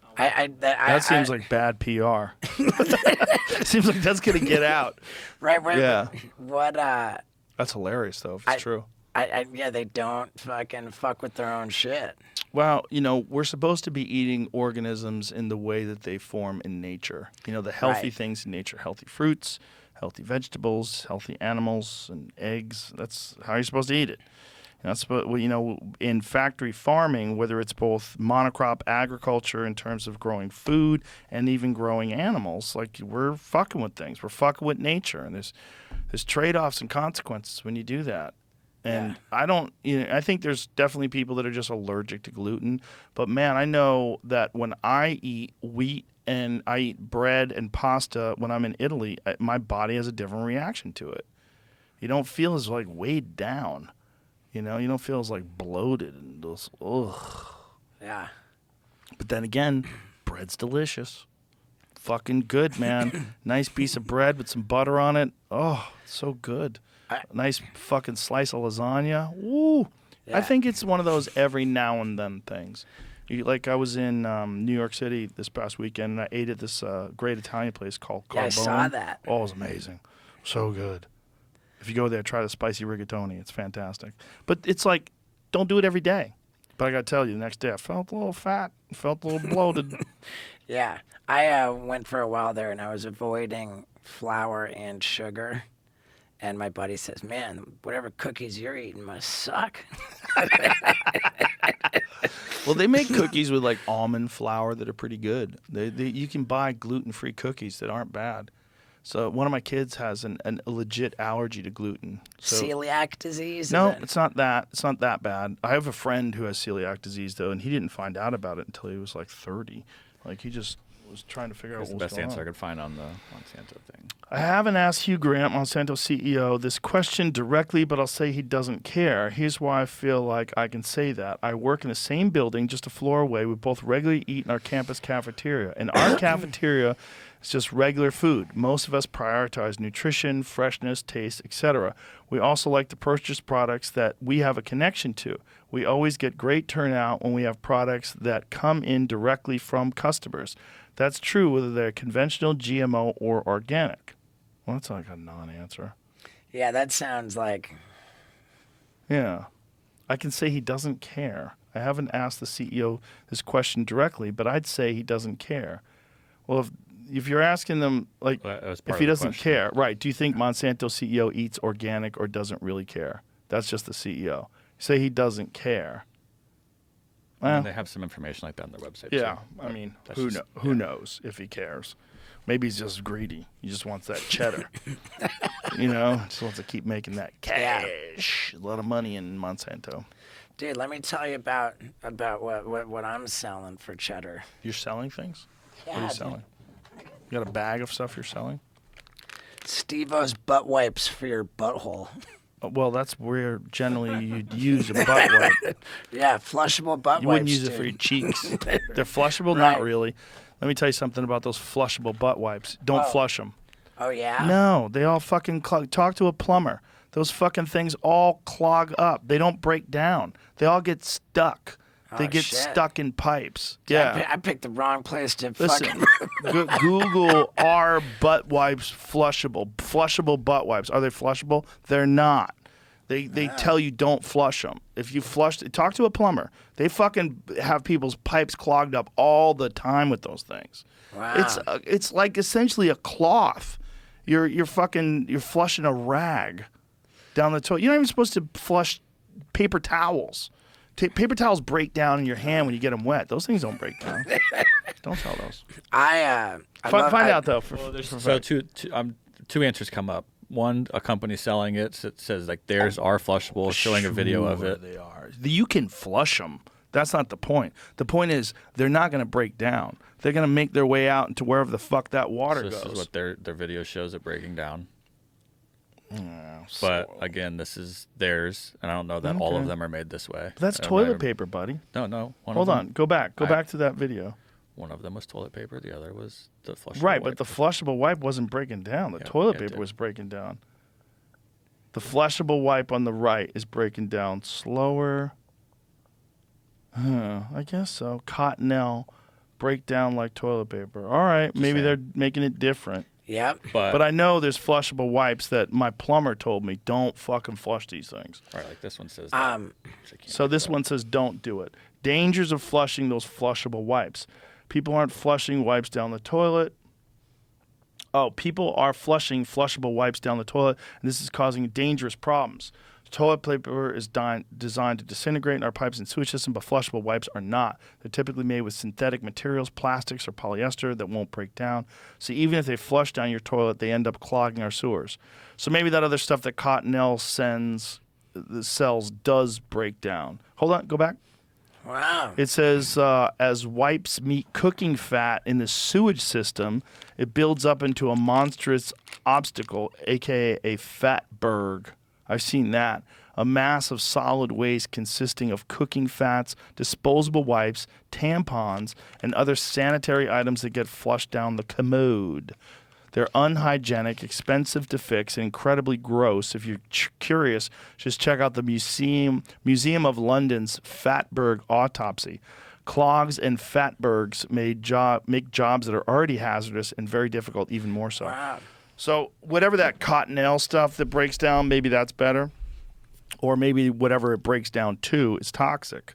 I mean, I don't know I'm what gonna it's have made to out look of. into this. Yeah. But now, regardless of what happens after you flush it, the experience of using a butt wipe is better. way better than toilet paper. It is way better than toilet I paper. fucking love it, man. I couldn't wipe my butt with dry toilet paper ever again. Do you use a one of those toilets that Dude, squirts water in your Tushy, butt? Love it. Those are the best. bidet. We have them here. Yeah. Love that shit. Game changer. Big time. You're supposed to wash your butt off. You're not supposed to smear shit all over it with a paper. Ugh.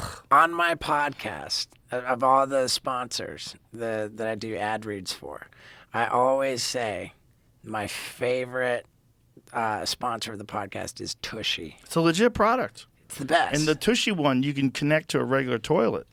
Right. You don't even need to buy like a whole new toilet and a whole. Right. It's like a pretty simple setup. And then they came out with the new one that's it's a whole toilet seat that comes with it, and the toilet seat's heated. It's got a fucking remote control. You control the temperature of the water you're blasting your butthole with. Yeah.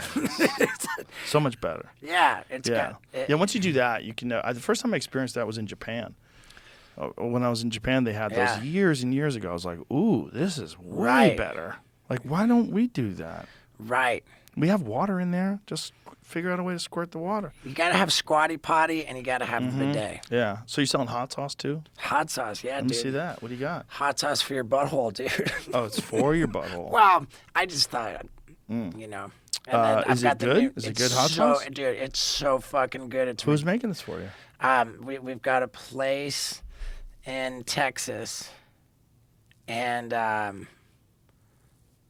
it's called Hot Sauce Depot, and they allowed me to make my own recipe combining the habanero and the triple X habanero and habanero garlic. And yeah, it's fun, dude. So you made it like you did different Yeah. tastes. Oh, and dude, yeah, big Nice. time. There it is. Hot sauce for your butthole. Steve-O's. Yep, and now we've got the new Steve-O's Butthole Destroyer. Oh, there's a super hot one, huh? Yeah, the top 3 ingredients on the Butthole Destroyer are the 3 hottest peppers. Whoa. So this is like super hot. Super hot. All right. I'll try it. I'll let you know. Dude. And where people can find this. You can buy both of my hot sauces on Amazon. Oh, You can- nice. You can buy them. Go to them on both Stevo.com. Stevo.com. All right, brother. Yeah.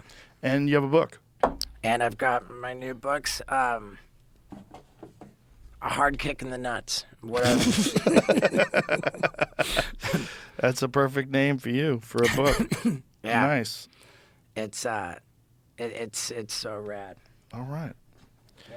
Well, hey, brother, it was great to see you. It was fun. Dude, likewise, Fun, man. fun conversation. Dude. I enjoyed it. Thank you so much. If people want to find you on the road, is it stevo.com? Stevo.com, And they yep. can come see you do your stand-up. And Yep. And then the book is available, I'm sure, everywhere, right? Everywhere Amazon. books are sold, Everywhere yep. books are sold. All right, brother. Yeah. Well, thank you very much, man. Hey, thank you. Good seeing you. All right, bye, everybody.